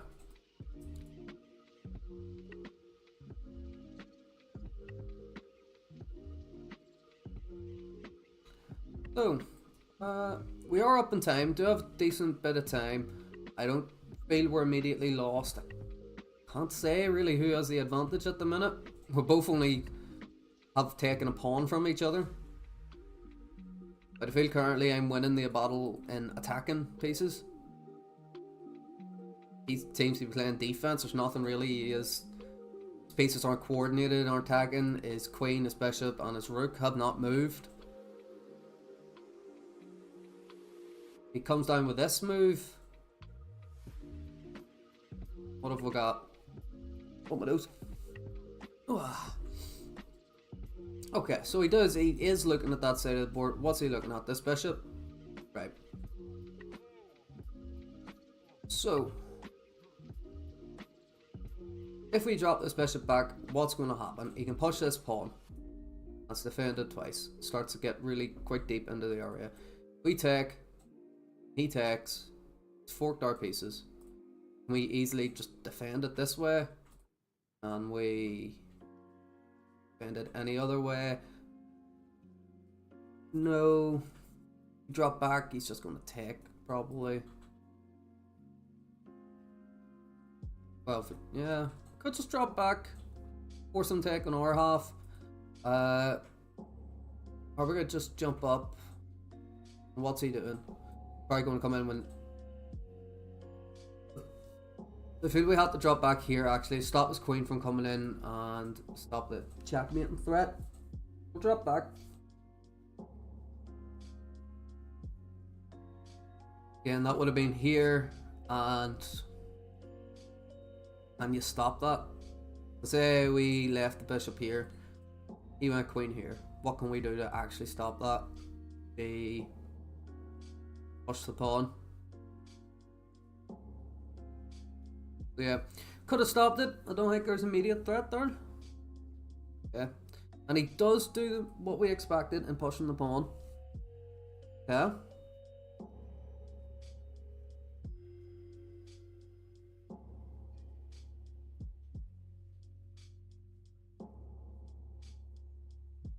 So pawn has become a big asset that he probably wants to hold on to now. It's defended by 2 pieces that are both defended themselves by a piece each. So how do we get rid of this? It's now a pass pawn. It's going to be really difficult. We're going to need to get rid of his rook and his knight before we can do anything with it.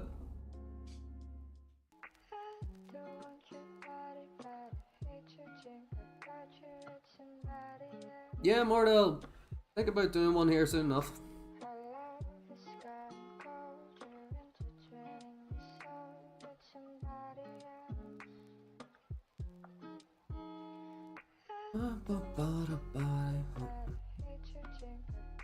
Now there's no fork that we need to worry about. His pawn is on that square. How is he going to get rid of this knight? It's kind of become the stopping stone for his pawn.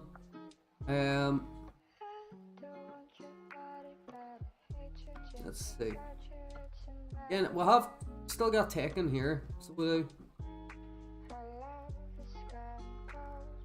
jump in. Oh, okay. Let's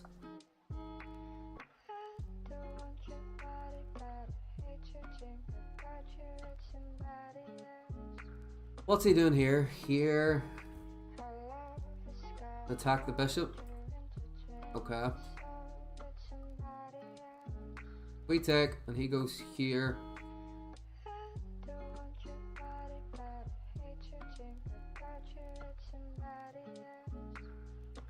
I think we need to take, because like, the only way we can stop is the bishop going here. If we take, and he goes here to attack our bishop, we could move the queen over. Get the queen into the game if he decides to trade down.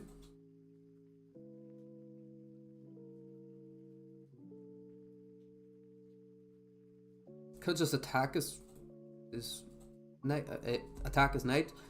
Can only go back.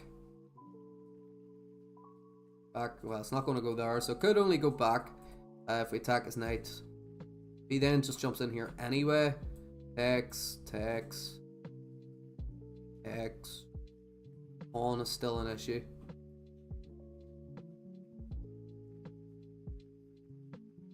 If I fail, we're going to second center. Yeah.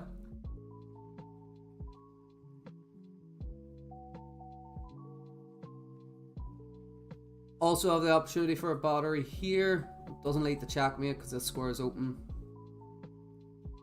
You know, that's 3 moves. He has 3 moves to stop it. Yeah. Take, and his queen comes out. His queen comes out. We could fall back and attack it. Put a bit of pressure. We could...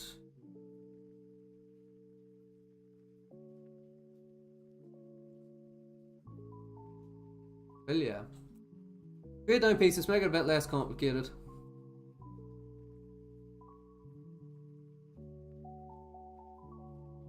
Bring the knight back. Move the queen over and, you know, attack this pawn. Bring the rook up and attack the pawn. Okay, yep. So, fall back and attack his knight. Or attack his queen, sorry. With a bit of tempo. And I'm looking for rewriting ideas. So I'm looking for how can this is the issue. We need to address it. Queen over, knight down. Then there's two pieces looking at it. There is still two defending it. Yeah. So how do we add a third piece? We can bring the rook up. I think that's probably going to be the plan. I don't see how you can add a third piece to the attack unless he tries to double his rooks. He is really low on time, but again, he has the bigger assets in the game. Where can his queen not go? Can't go here, can't go here, can't go here. Here. Here. Or, well, can't go there anyway.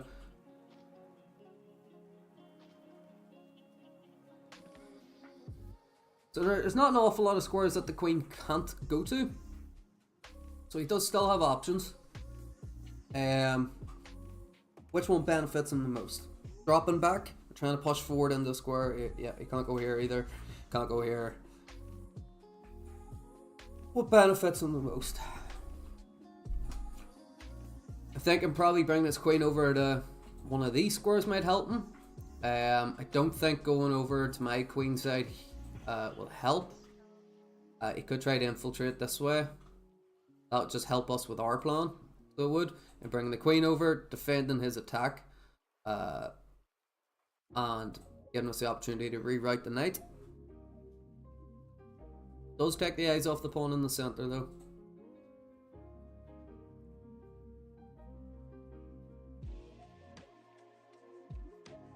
He's running quite low on time, which is good for us. It means we don't gotta worry as much about it.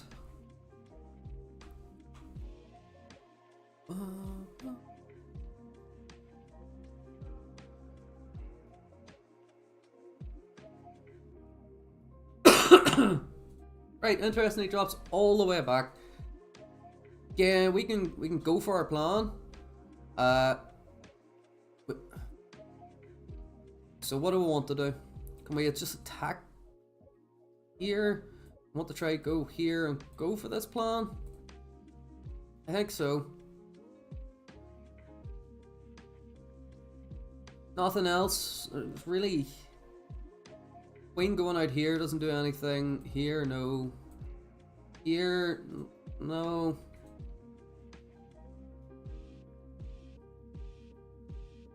Well, we could go. No, can't. Yeah. Go. Queen C8. Queen C8. Now we've added an attacker. That's 1 to his 2. So it is. Now it is quite a valuable piece. So it's not going to. It's not the one that we want to actually attack the piece with. We're going to try to get in the knight that he is defending. Then we're going to try to get the bishop up that he has, the rook up, sorry, that he has defending as well. Okay, so he's trying to go for a push here. But just go all the way up and stop his pawn from advancing any further. Yeah, or we could attack his. So if we go here, he comes down, we take, he takes. Bigger issues for us. I think we go F5.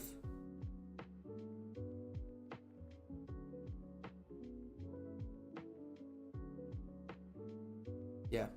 Or sorry, H5. We go H5. Stop him coming down. Defended by the bishop. Now the bishop is kind of stuck there at the moment.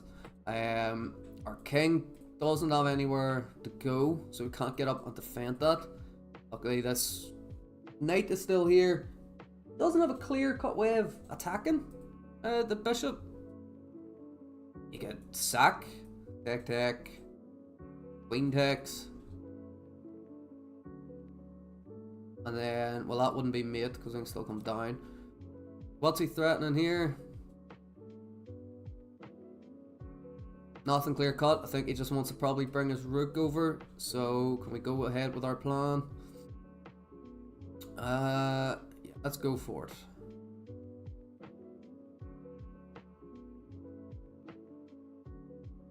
Yeah, so here. Or our pieces are quite tied up.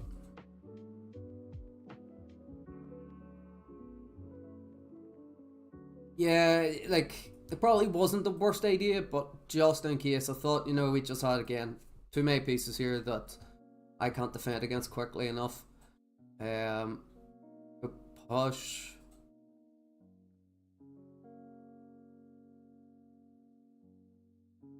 I think we'll drop back. We do need to get this rook into the game as well, because he's about to get his.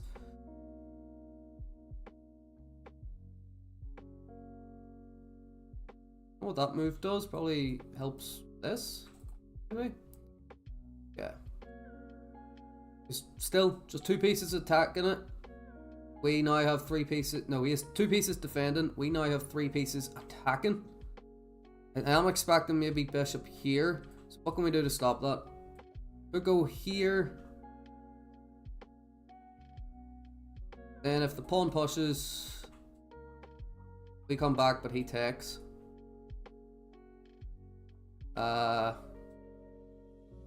We take immediately, just get rid of it. No, can't do that. It's just being sacrificed. Yeah.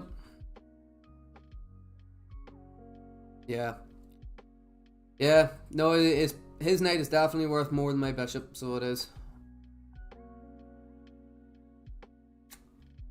So I've got several ways I can go about this. We'll try. Oh, again, I feel I'm just going to lose it, the knight here, or bishop there.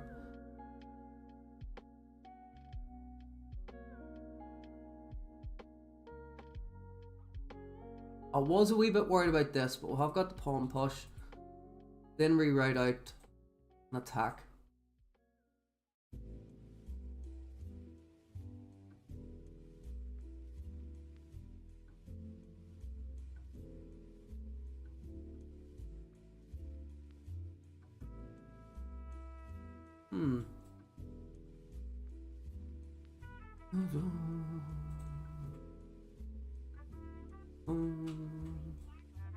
Yeah, okay.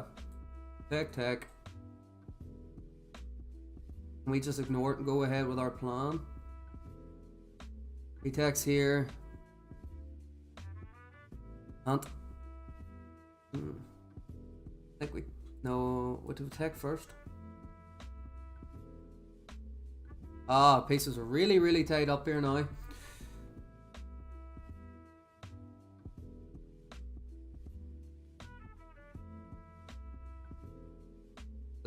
Let's see. If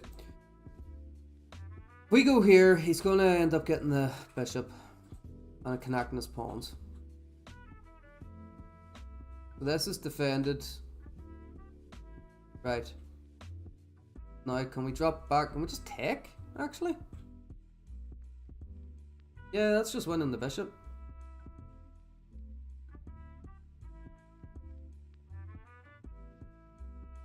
Yeah, so that's just winning the bishop then. I don't know why I struggled there to... Alright, Sean, see ya, bye bye. Don't know why I struggled to calculate that a wee bit there. Just there's a lot going on here at the minute. So by taking the pawn, opening up our bishop that is protected, can't take it. We managed to take his. He can't take back because of the queen being here. Probably looking to see if he has got anything over here at the minute. Okay. So again, just adding more pressure to this. We take. No, I don't think it's a good time to take now. We can go here, attack this bishop. And he's probably going to pin ours. And even if we move our bishop, it's still going to be under attack.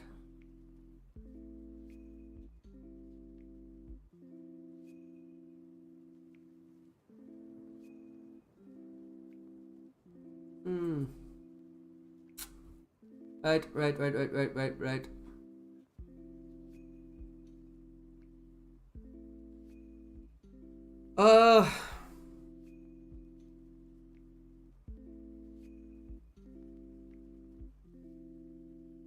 Yeah, I'm expecting here.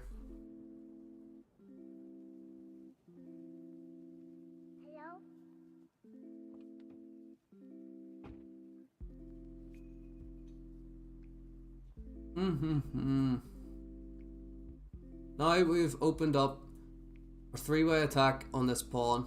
Yeah, it's the 3 defending. Okay, he's just falling back. What else can we do now? Gotta be wary of that.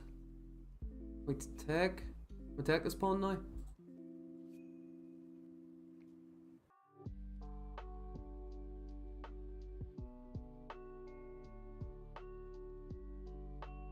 Well, you hope we can just convert it. Again, there's very simple moves that can turn it on its head. I did take that bishop, but my queen was quite committed to this c8 square on this attack, so now I'm trying to get rid of this attack, reroute my queen. So if he doesn't take, I'm just going to take opening up an attack here, okay? Well, he's so low on time now, yeah. So we can just take, defended by the queen. Not very much you can do here at the minute, yeah. So I think this might be game. As long as we don't blunder a mate in one, it's fully possible. Definitely possible. I think we will just trade down. Oh, he's gone. Yeah, no, that's it. 3. What's he going for? He's going for this pawn. We can take with Jack. That just kind of makes it a bit easier on him. It does. What do we want to do? We could fall back. Take with Jack and then fall back.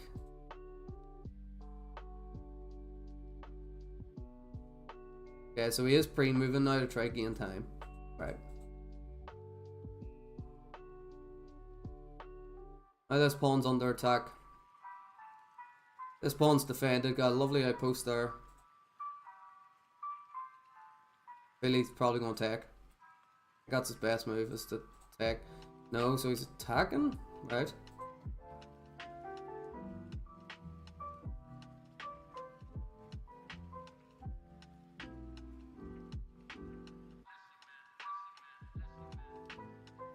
Okay. Again, don't be too confident. You don't know, I could blunder at any time. As long as you don't make massive mistakes, everything should be fine, but you never know. But just trade. I think we'll try to bring another piece in. I don't really see where this piece is going though.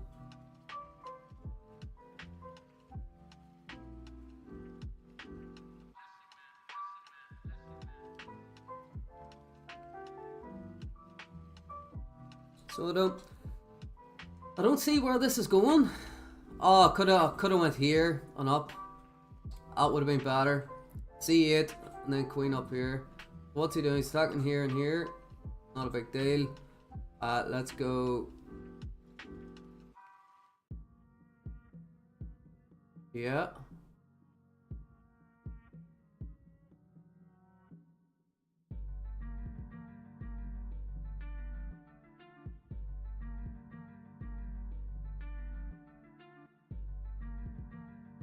Right. What have we got? X.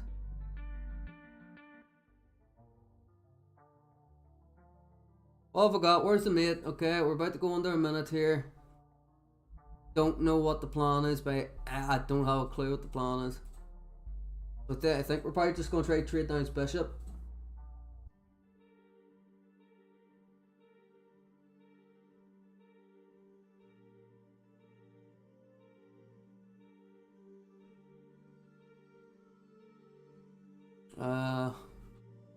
Yeah, we could sack the rook and then go for a fork.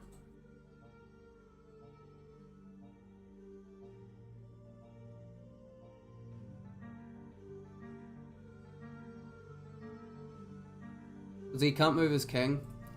Only thing he can do is take. Oh wait, he could block that way, but okay. That's just what?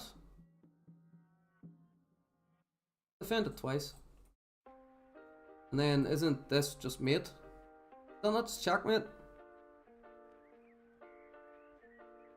Cut off, cut off, cut off.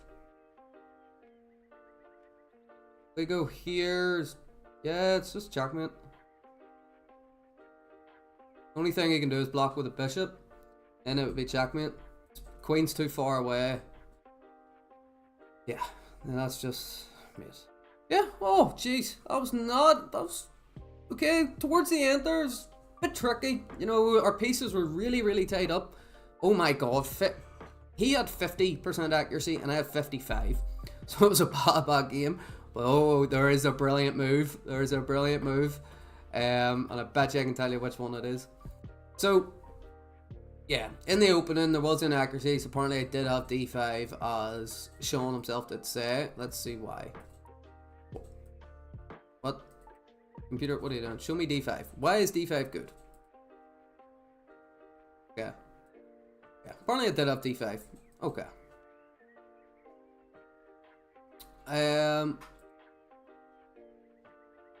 Should have given a check apparently, and probably I'm assuming it wants me to trade down. I decided to keep the bishop. Yeah. Yeah, so it's all simple moves here. Probably I should have went d6. I don't know what the difference is. The computer says d6, then the bishop would drop back. Wait, what? Why? Oh, he should have went d5 to stop me from going d6. Okay. Yeah, so knight f5 there was a move. But again, like I don't see the point in that. I've just lost the pawn in the center. Why would I do that? Yeah, and if I take, it's just opening everything up. Well, if he would have tucked back, it's apparently even. Well, yeah, taking with a knight attacking. So why would I go knight a5 there? It's not normal to just give up a pawn. I just don't see. I don't see the reason behind that myself. And yeah, so here's a miss. Should have dropped back. Probably should have went bishop f7. Okay. Then trade in the center. And I could have skipped. Now I can't see the chances of that whole sequence happening. It's ridiculous. It really is. Okay. And computer says here to drop back. It was the plan after the pawn push was to drop back. And yeah, should have dropped back to c8 here instead, because then I could have attacked the pawn with the bishop that way. Right, okay. Grand. So he does have an advantage. It's minute. It does increase and it does decrease here from time to time. So computer's saying don't even move the h-pawn, go to rook f6. Rook f6. Why rook f6? Like, what sense does that make? Why is he going to move his... Why would he move his knight in this position? I do not understand. The computer's lines, they don't think like humans. So they're just giving you, oh, you're going to play all the best moves and your opponent is going to play all the best moves. It's not, no, it's not the case of your games. So it's not. Check h6. Okay, we'll have a look at h6. So, analysis. Here, if we went h6, computer gives the knight dropping back. So, knight drop back. And then it wants us to go king h8. Knight out. So, in comparison to what we did do, this would be a 1.4 advantage for white. This gives him a 2.2. So, yes, h6 would have been better than h5. Should have got my queen out a bit earlier. Okay. Grand. And that would have given him a check there as well. Now, this is a blunder. Now, why is that a blunder? Because bishop takes, bishop. And I just give up my queen? Again, look at that. This makes no sense. But yes, bishop takes bishop, right? Knight takes, rook comes here. What? Are we stuck? Actually, yeah, we are. Queen's trapped. Why wouldn't I just sacrifice it then? Okay, so we got our queen trapped. But that makes no sense. No, you don't. I don't understand. The computer's lines make no sense whatsoever. Here, should have taken with a queen. It wants me to trade off the queens, so it does. Okay, but then now he has two outside pawns. One of them's easily going to become passer.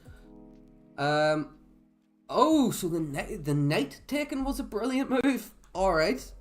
Right. Why? Knight takes and we push the pawn. Right. And instead we went knight takes and we took with a rook, which is a blunder. So we got a brilliant move, then immediately got a blunder. Yeah, because my queen was trapped, but like you're not seeing that. Okay, yes, here he could have taken. Traded. Oh, not that. Nope. And traded all the way down. What is happening to my mouse? And traded down. Okay. Yeah, so it would have been better here. He has a rook for 2 pieces. Or no, sorry, a rook for a piece. Or for a knight specifically. And the knight's actually very, very close to being trapped. So it is. But he made a mistake himself. So we made a blunder. He made a miss. Being low on time and stuff as well. So again, the game could have flipped on its head at any point in time. And here should have taken with a knight sooner. Again, should have taken with a knight sooner. I did see that move, but I didn't feel confident in it. And now there's a mate in 2. Okay, now what's the mate in 2? Sacrifice the rook. Oh. Very, very simple, mate in 2. The mate is here. The only thing stopping it's this bishop. How do you get rid of the bishop? Just sacrificing the thing. Now what if he went... What is happening to my man? What is happening to this? What if he went here? Mate in 1. Where's the mate in 1? Queen... well, queen takes. Okay. So we didn't do it in the most efficient way. But yeah, we got the mate in the end. With a minute still there on the time. It was not easy by any means. I don't know how this got a brilliant move. No idea. But here, it did, and it happens. Now we're up to 1162. That's not bad by any means, so it's not. That was a rapid game. One I have not played in quite a while now, so it hasn't. So yeah, hope you guys enjoyed. If you do want kind of more like this, it is obviously a longer video. Definitely much longer video. But it kind of explained my thought process at this level. 1100. Some people like watching it. It's not the perfect chess that you're going to see everywhere, but it's not absolute chaos either, so it's not. Anyway, hope you have enjoyed. If you did, slap the like button, let me know how you would change it or what other things you would like to see in the comments. And yeah, have a good one. Bye bye.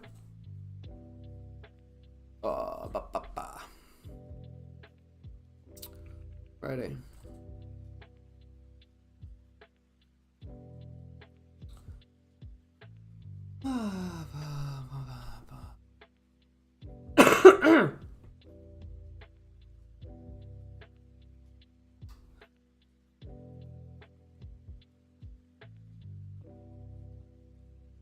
Oh shit, Sprite.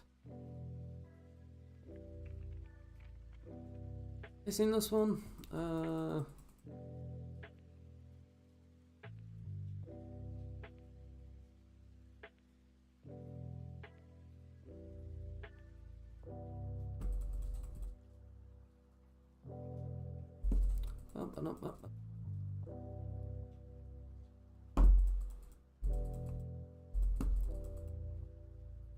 Okay.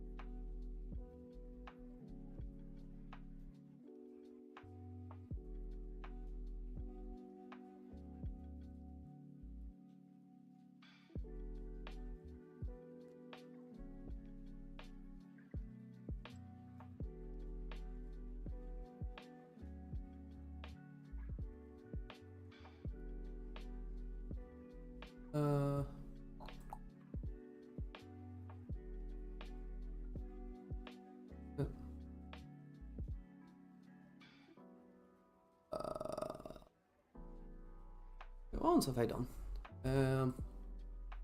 I'm just sorry, just having a look at ELO estimator games here. Which ones I have done and which ones I haven't.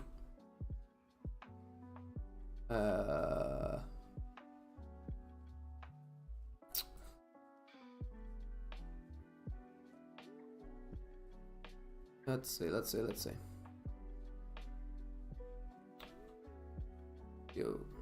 Oh, it's bad. Content.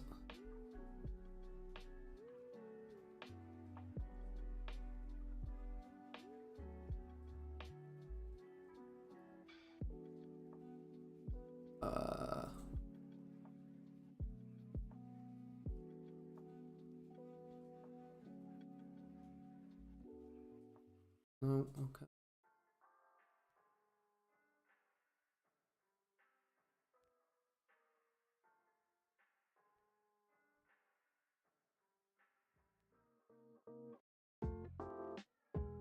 No, I haven't done any of your recent ones there then, so I haven't. Or no, or did I?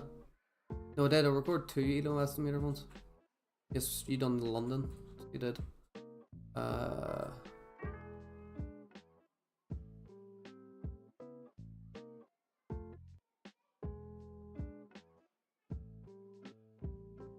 Lucas Wade. Look, I've done them too.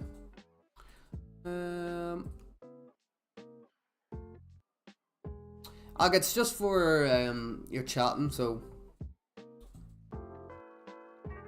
it's just you know how much you've chatted, and then you level up from it and stuff, you know.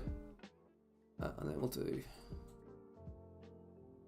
again. See, fucking Sean sending these things on Lee Chess, man. It's in the hood.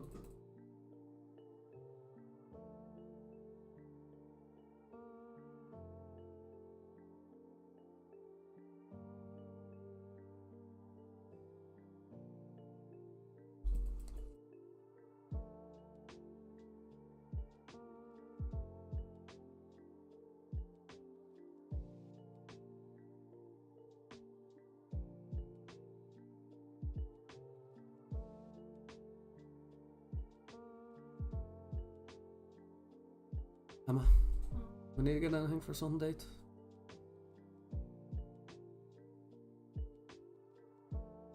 Fuck me.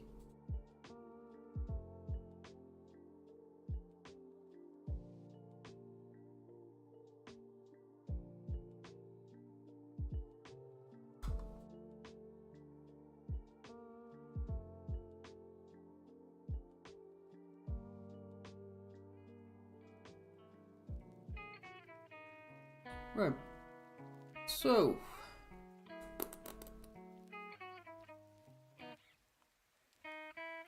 make sure these things are covered.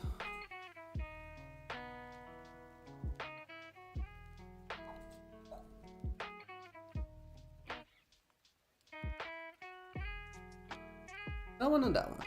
Okay.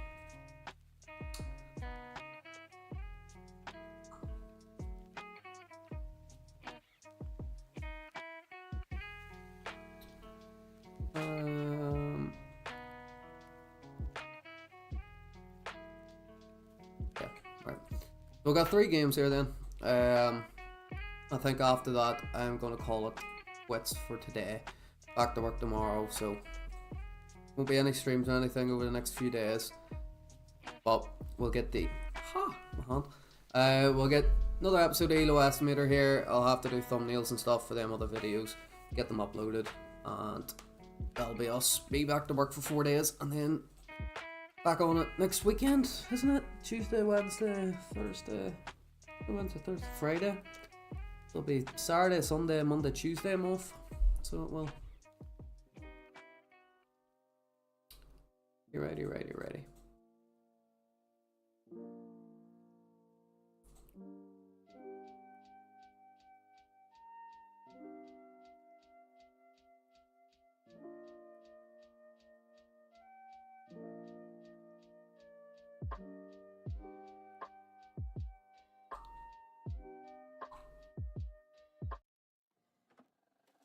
I just can't let you go. I used to be the lost boy running. Ready.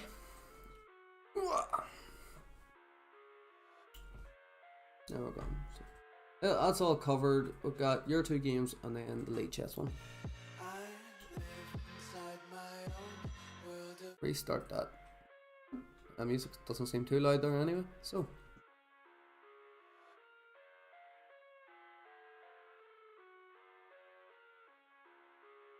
Hello, welcome back to another episode of ELO Estimator, probably the most requested series that I have so far, definitely is.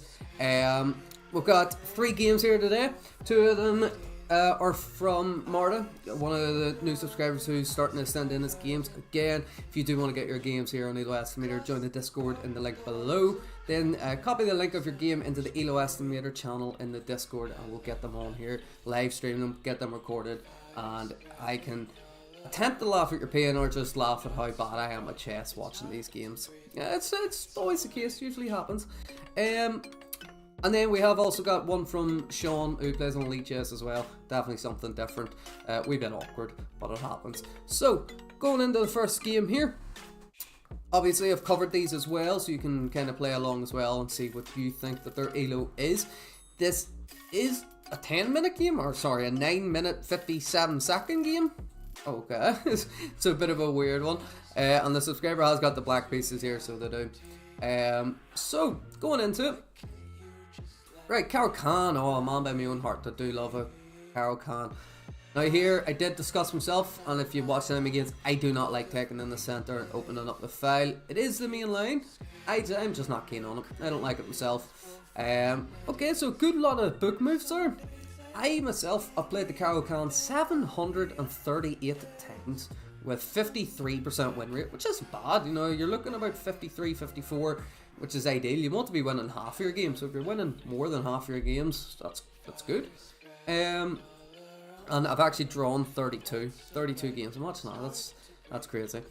Okay, so quite normal developing moves, good book moves out of the start, no massive mistakes here. And yeah, good kind of principles.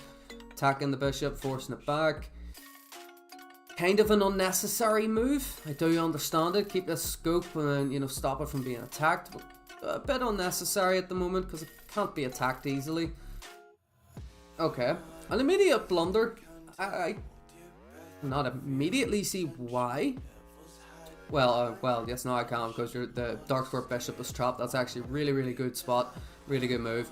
Whenever I see moves in the center, I'm kind of almost focused and hyper focused on the center, so I am. But now you're just winning the bishop, okay?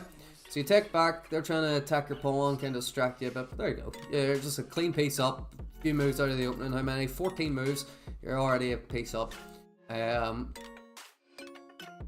So here you would want to start to try trade down pieces because you are up. So you want to trade down as fast as possible. You have went and got yourself forked. You could obviously take the queen and save the bishop. There's several ways to do it here, and you do take the queen and you don't save the bishop, but you trade it down. And yeah, there you go. You're trading down pieces as fast as you can because you're up material and you're just winning. Now here, that's not ideal. It can be taken several ways. Now it says it's a mistake because takes. You're still up a piece, but you're down just so much on the pawns as well. You don't have the pawns to look after. Okay, and you do go for that, and you do take. Okay. Great move. Good. Going for a back rank mate. And he does stop it, okay. And then you re-enable a back rank mate by just cutting off that square. Really good vision. They just force. That's just a pawn for you to take. And you've just blundered your extra piece. Okay. It's a simple mistake. Could have been a mouse slip. You don't know. Could have went here. Could have tried to go here. But you have just lost your piece. You are down on pawns. But you have that wee bit more activity than what they do. Now you're up by a pawn, and yeah, you're just happy to trade down. You're pushing away to get it promoted. Obviously, if they did take with a rook, they lose the rook, so it's good spotting by the opponent as well. So they definitely okay. Yeah, now you just lost the rook anyway. I was going to say yeah, definitely good understanding, but then. Just made the mistake anyway. And how efficient are you mating with a king?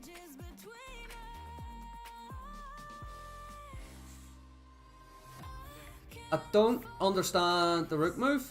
Computer gives it as the best move. I don't know. I guess if you are trying to just follow the king around, they will just do the same. Okay, you force the king back. Okay, save the rook. Do the same sequence. Okay, again. That's really, really good. And there's just mate. Checkmate. Right. Not. There's a few bits and pieces taken out of the game. You got out of the opening very well. So did your opponent. Apart from losing the bishop. Quite a easy oversight. Probably at like the 800 level, I would say. Trading down the queens, and yes, just knowing when to trade pieces. But here, you know, losing the bishop, that is your advantage. And like, you are down on pawns, but computer still gives you, well, it gives us a drawn position. Now you're drawn in your favor. Could have easily went any other way. Oh, I am gonna say mainly off the mating ability. We'll go. I don't think it's 1,000. I don't think it's 1,000. I think 1,000 would have seen the bishop being trapped. And what did I say? About 800 level, it can be quite easily oversighted. But I don't think 800s would mate as well as you did. We'll go 900. I think I'll go 900. And it is rapid, isn't it? Yes, it is. It's 9 minutes. And you use next to no time either, so you're very, very confident, especially out of the opening. Yeah, you use like no time. Is there increments, or are you just being really, really fast? Pre-moving this? You're using like no time? Yeah. We'll go 900. I'm gonna go 900. Okay, let's have a look. Let's have a look. So, you're 918.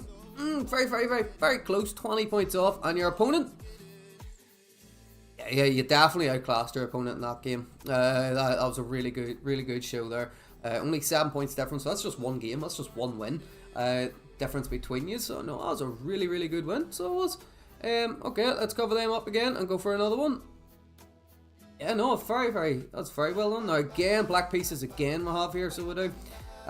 Same increment. Okay, now it is the same subscriber, but again, I don't know how far apart these games are taken. Maybe you lost a lot of elo, maybe you didn't, maybe you just went and found this game in the archives. I have no idea. So I'm going to keep 900 in mind, but I don't know. Okay. That's not such a keen move. Blocks in your D pawn.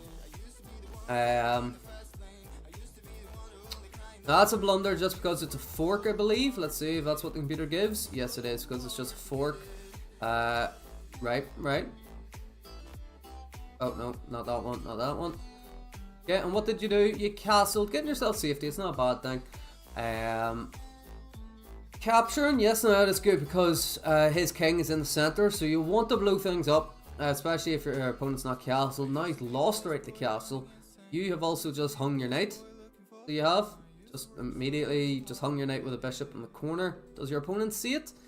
No, they don't. They decide to set up a battery. Okay, so they did see this diagonal. They just didn't see the ability to capture. Now this does stop the checkmate. And it does open up the defense of that knight.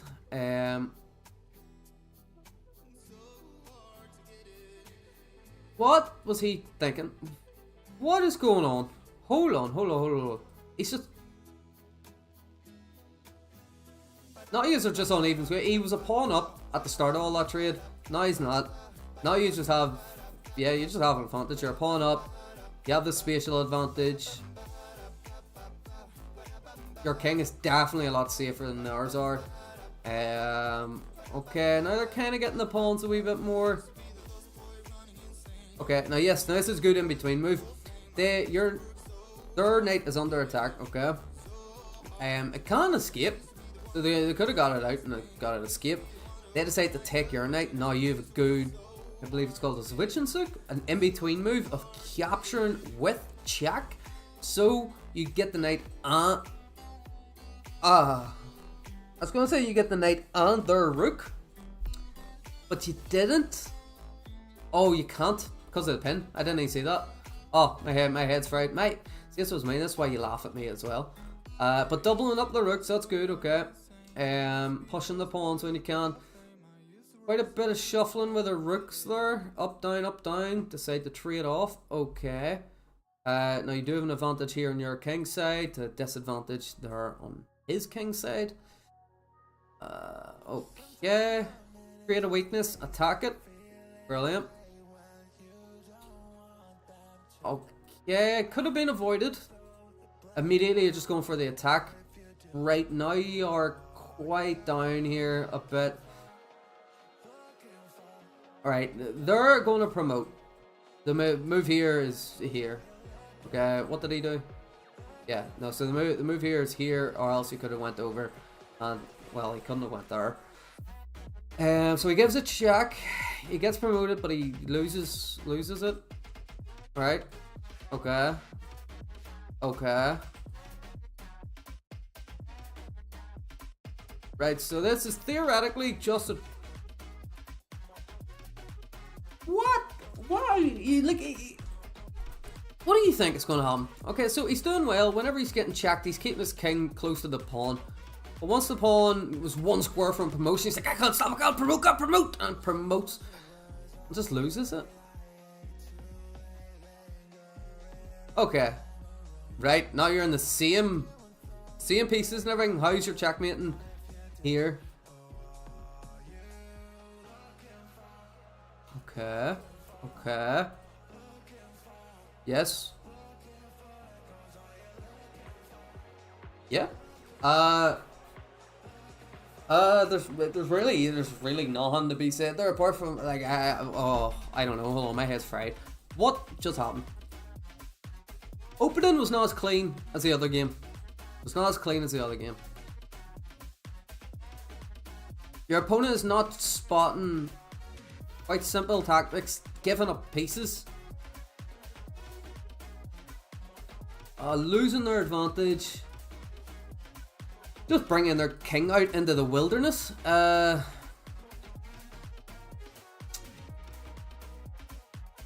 was a bit of shuffling by you. There was a bit of a losing material unnecessarily. Yeah, like again here, best move is, well, you drop back. They're gonna take.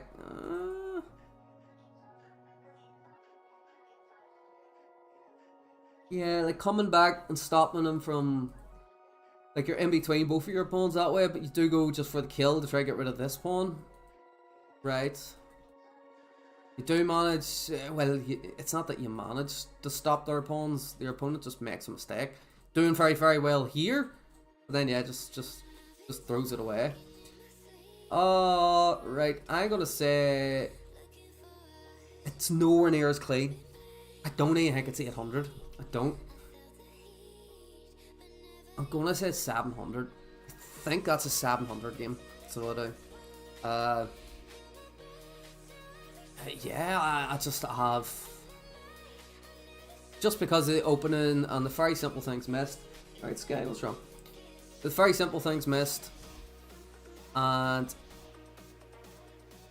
like you seen quite a lot, but you did also obviously miss your pieces hanging and stuff. Yeah, we'll go 700. I'm sticking with 700. Let's see. So, White at 668. So it's not even 700 game. What?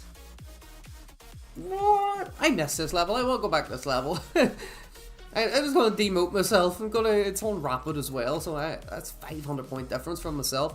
And you are 726. So that's a big difference there between your opponents. 60 points difference. Yeah, it's like, well, 58 point difference, so it's a big difference there. It can kind of be seen. It can be seen. But I think both of you could have capitalized so much easier. Obviously, just the understanding of it's not there. Don't get me wrong, I probably... Again, these type of games can go anyway. They're just so chaotic. So they are, and yeah, like here, you're doing so good that your opponent was doing good, keep him right beside his pawn, and then just gets greedy and promotes. Oh, it's really bad, but yeah, no, alright. So, hold on, is that 2 for 2? Kind of. I'll take a 1.5. It's about 1.5. Right, and then now we're on to our last game. It came off Lee Chess. So here we go. That's where streak ends. I have absolutely not a baldy, not a clue. Not a clue. Well, let's see how this one goes. Oh, and I know that Sean plays these games and he does it deliberately to mess with me. He does it deliberately. He plays bad. He plays weird moves. So what's it? This is a Nimzo, isn't it? Nimzo Indian? All with those.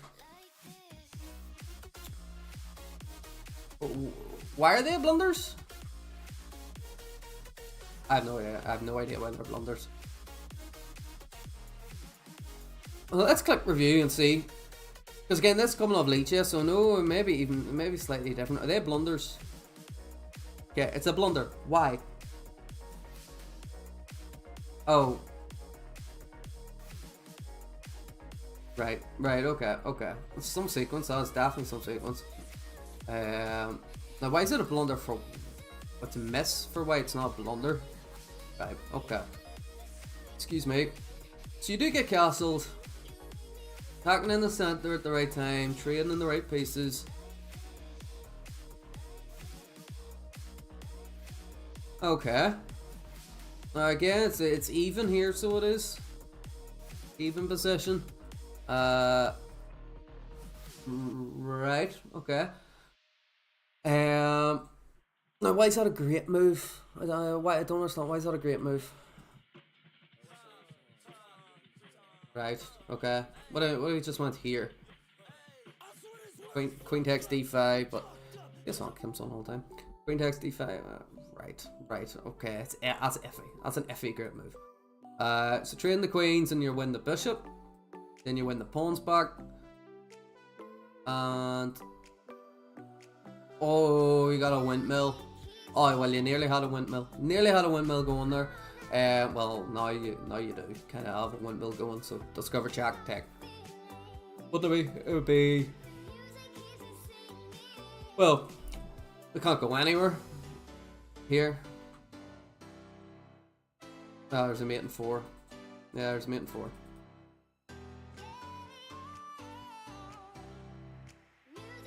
Huh? That Elo bar is just freaking out. Well, he does resign in this position. That's... okay, the opening here was good. Apart from a very awkward sequence here with the queen check. Striking in the center at the good time, trading the right pieces, getting to a good position that you're probably familiar with. Finding a pawn push that turns out to be a great move. And yeah, trading queens, it's a very good sequence there as seen, but your opponent doesn't see it. Which again kind of drags the game down, you don't know.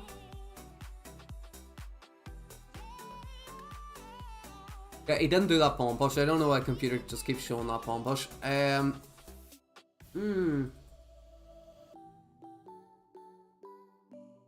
don't know what to take from this game. I really do not know. I've played the Nimzo Indian twice. I've won once, lost once.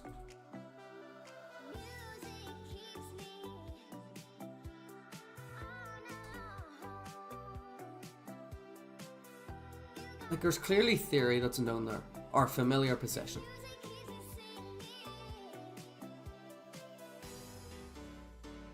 Like just giving up this pawn in the center as well, like.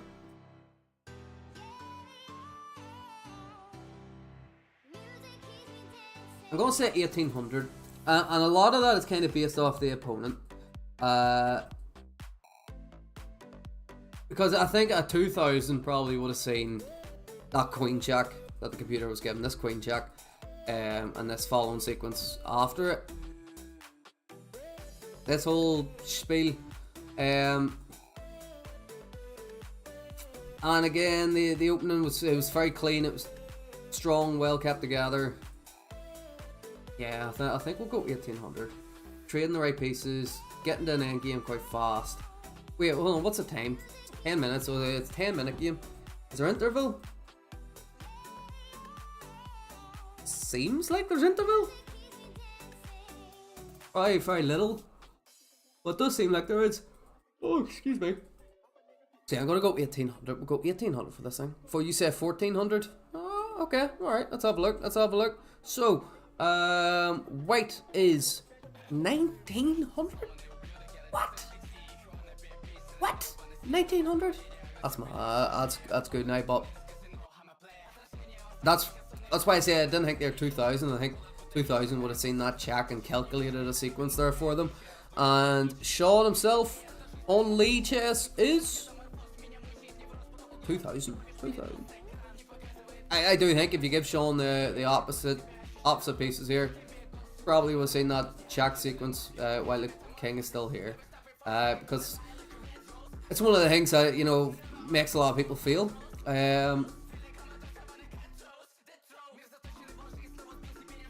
Yeah, no, it's not a clean 2000 game. Black did obviously just dominate and kind of won quite easily. Yeah, no, that was really, really good there. So it was. See what Stockfish says. Alright, so Stockfish says that white was 1850. Okay, oh, so 1800. Alright, so I was closer to see the same what Stockfish said. But they've given black, Sean, 2550, 2550. Let's see the accuracies. What's the accuracies? White's accuracy is 74.6. Black's accuracy 93.7. It's not. But if white find the sequence, they're just winning. But like you can see the elo bar, it's massively, it's just winning. No, that's not. That's really, really good. Really good game there. So it was. That's why I don't do elo estimator. Here, I ain't the best at it either. I'm really not. Like, I just got lucky. Like, I really, really just got lucky there. Oh god. Anyway, guys, thank you for watching. Hope you have enjoyed. If you do want to submit your games, join the Discord in the link below. Submit your games in there. And yeah, hope you have a good one. Bye bye. Oh.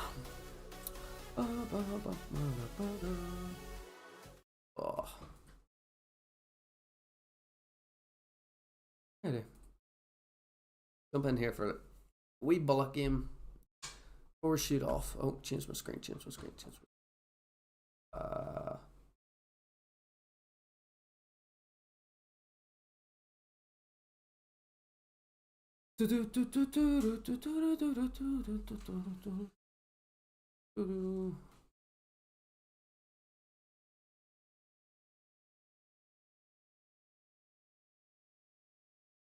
Yeah, that was bad. That was a bad one, eh?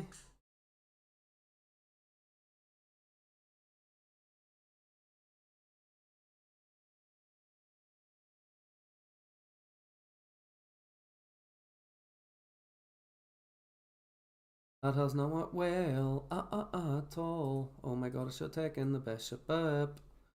Stupid.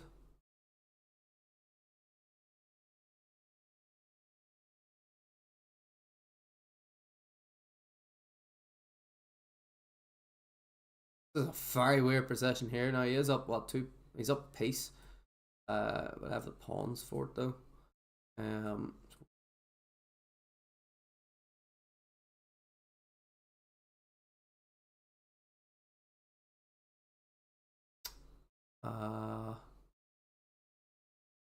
It's kind of forcing my hand, that one, isn't it?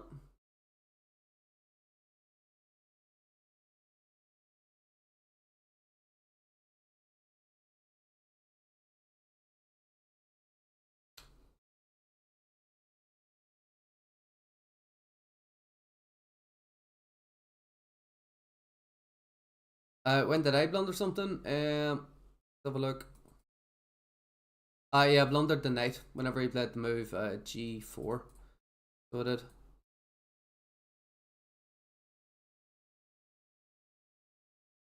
He's attacking this pawn. Give him a jack. Oh.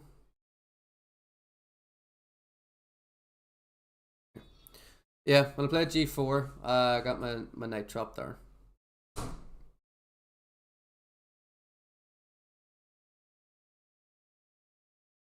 Yeah, kind of a double threat here to open up an attack here on his knight, and also threatening this pawn.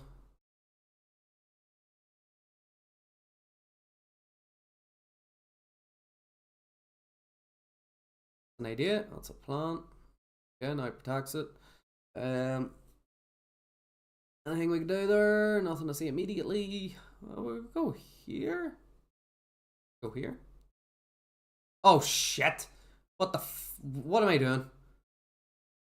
What on earth? What on earth was that?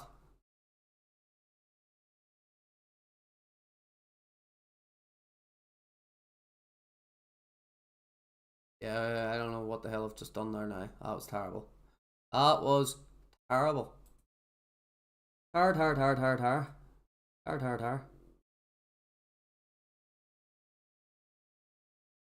Action's lost. That's a lost one now. Lost cause.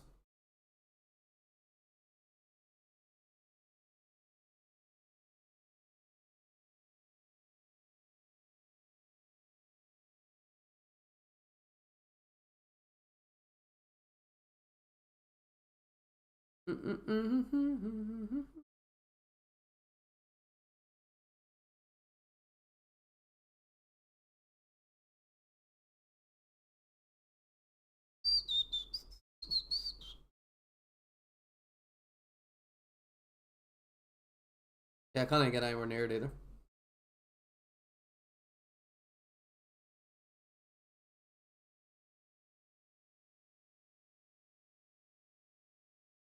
Oh my god, I really gotta go to the bathroom too. Ah, you wee shit.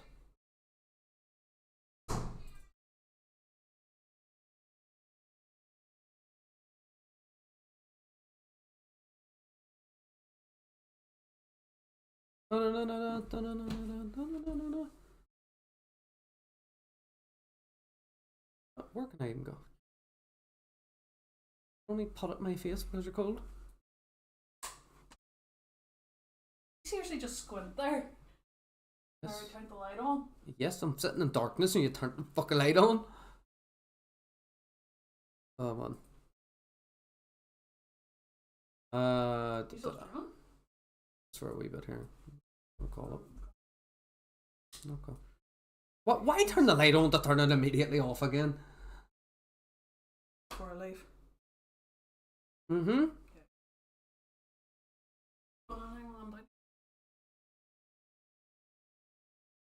No. Yes, smarter it is.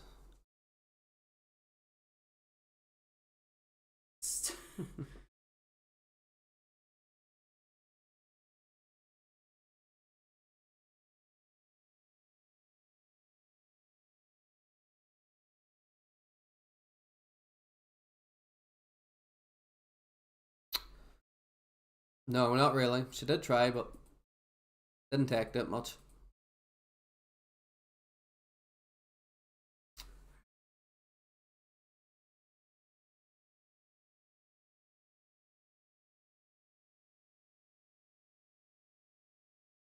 I can think of.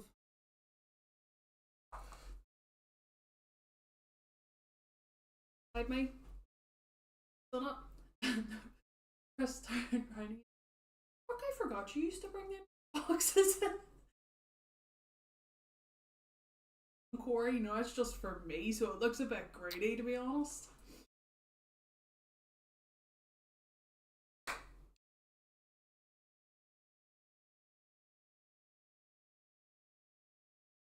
Cool things. No. No. No beans. Cool sprouts.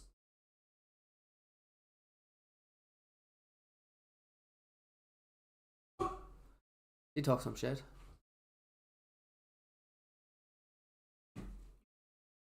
Yep.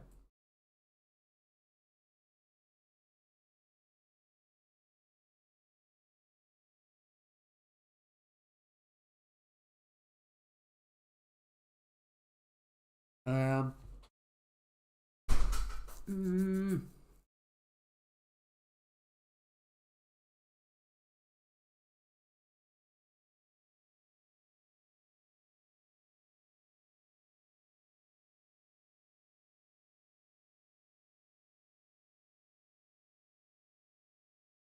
that's under attack. That's just hanging if I can get to it.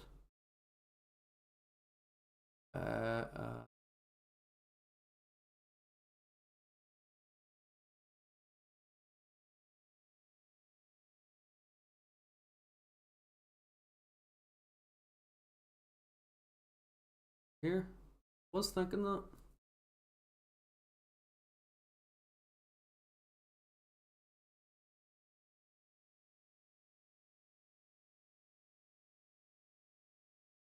I can't take because it just hangs.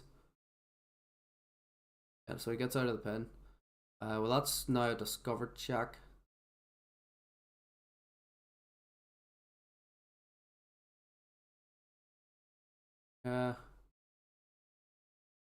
Check.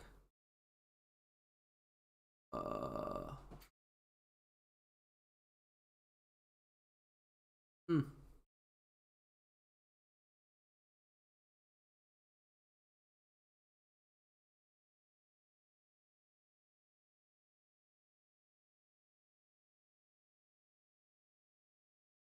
This leads to mate.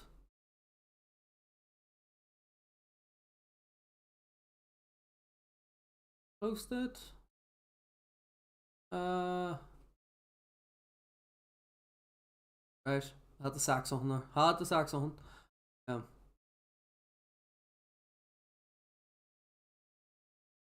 no, that was terrible. That was a bad move. That was a bad move. Heck.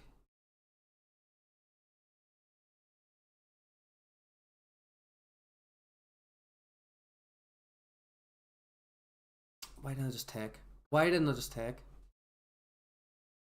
Yeah.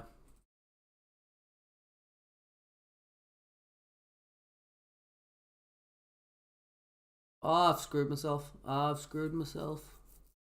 What the hell? Why? What? Wait, time scramble, man. Done me over.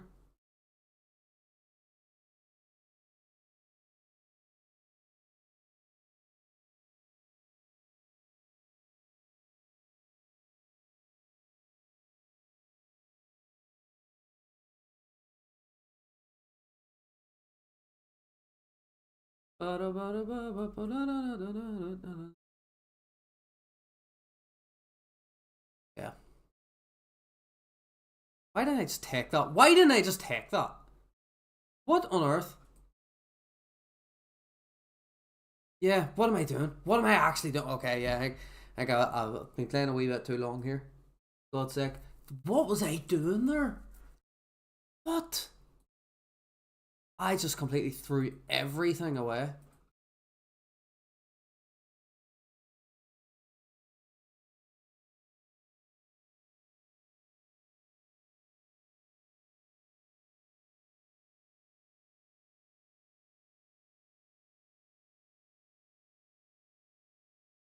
Right, so I should have taken the bishop at this point. Right. If he takes, it's mate. You do. Enough. Leave it alone. Guy, get out. Now, I did get a brilliant move, but this only works if... What the fuck? What? What? What did I do? Oh my god. Oh, bye. Yeah, it's not my... Oh, man. No. It was whenever the time scramble started to go down, like, I went down the clocks quite fast there. There's tactics everywhere there, so there was. But here, I tell you what, I've been hitting some brilliant moves today. I just need to properly capitalise on them. So I do. That was a nuts one. That was a nuts one. Why didn't I see that? I was too focused in this area, so I was literally just too focused on here. Didn't see the bigger picture. 2 squares out. And then yeah, I should have taken here. Take, king takes, queen g4. What? Or queen takes. Yeah, and then I'm just up a knight. Don't know why that didn't trade the queens either. I really don't. Oh man, that's fried my head. My accuracy in that one, my accuracy, I think it was just as bad as my opponent's. 53.2, and his was 54.6. So it was. Not ideal. Not ideal by any means. Anyway, Mortimer, I'm going to call it there. Back to work tomorrow, so get something to eat and head to bed here. So, well, that's the plan. But anyway, yeah, thank you for watching, man. Appreciate it. Gonna go get a bunch of things sorted here, get them videos uploaded and stuff. That's the plan. That's the plan. Righty, man. Well, have a good day or night, whatever time it is. Alright, bye-bye. Bye.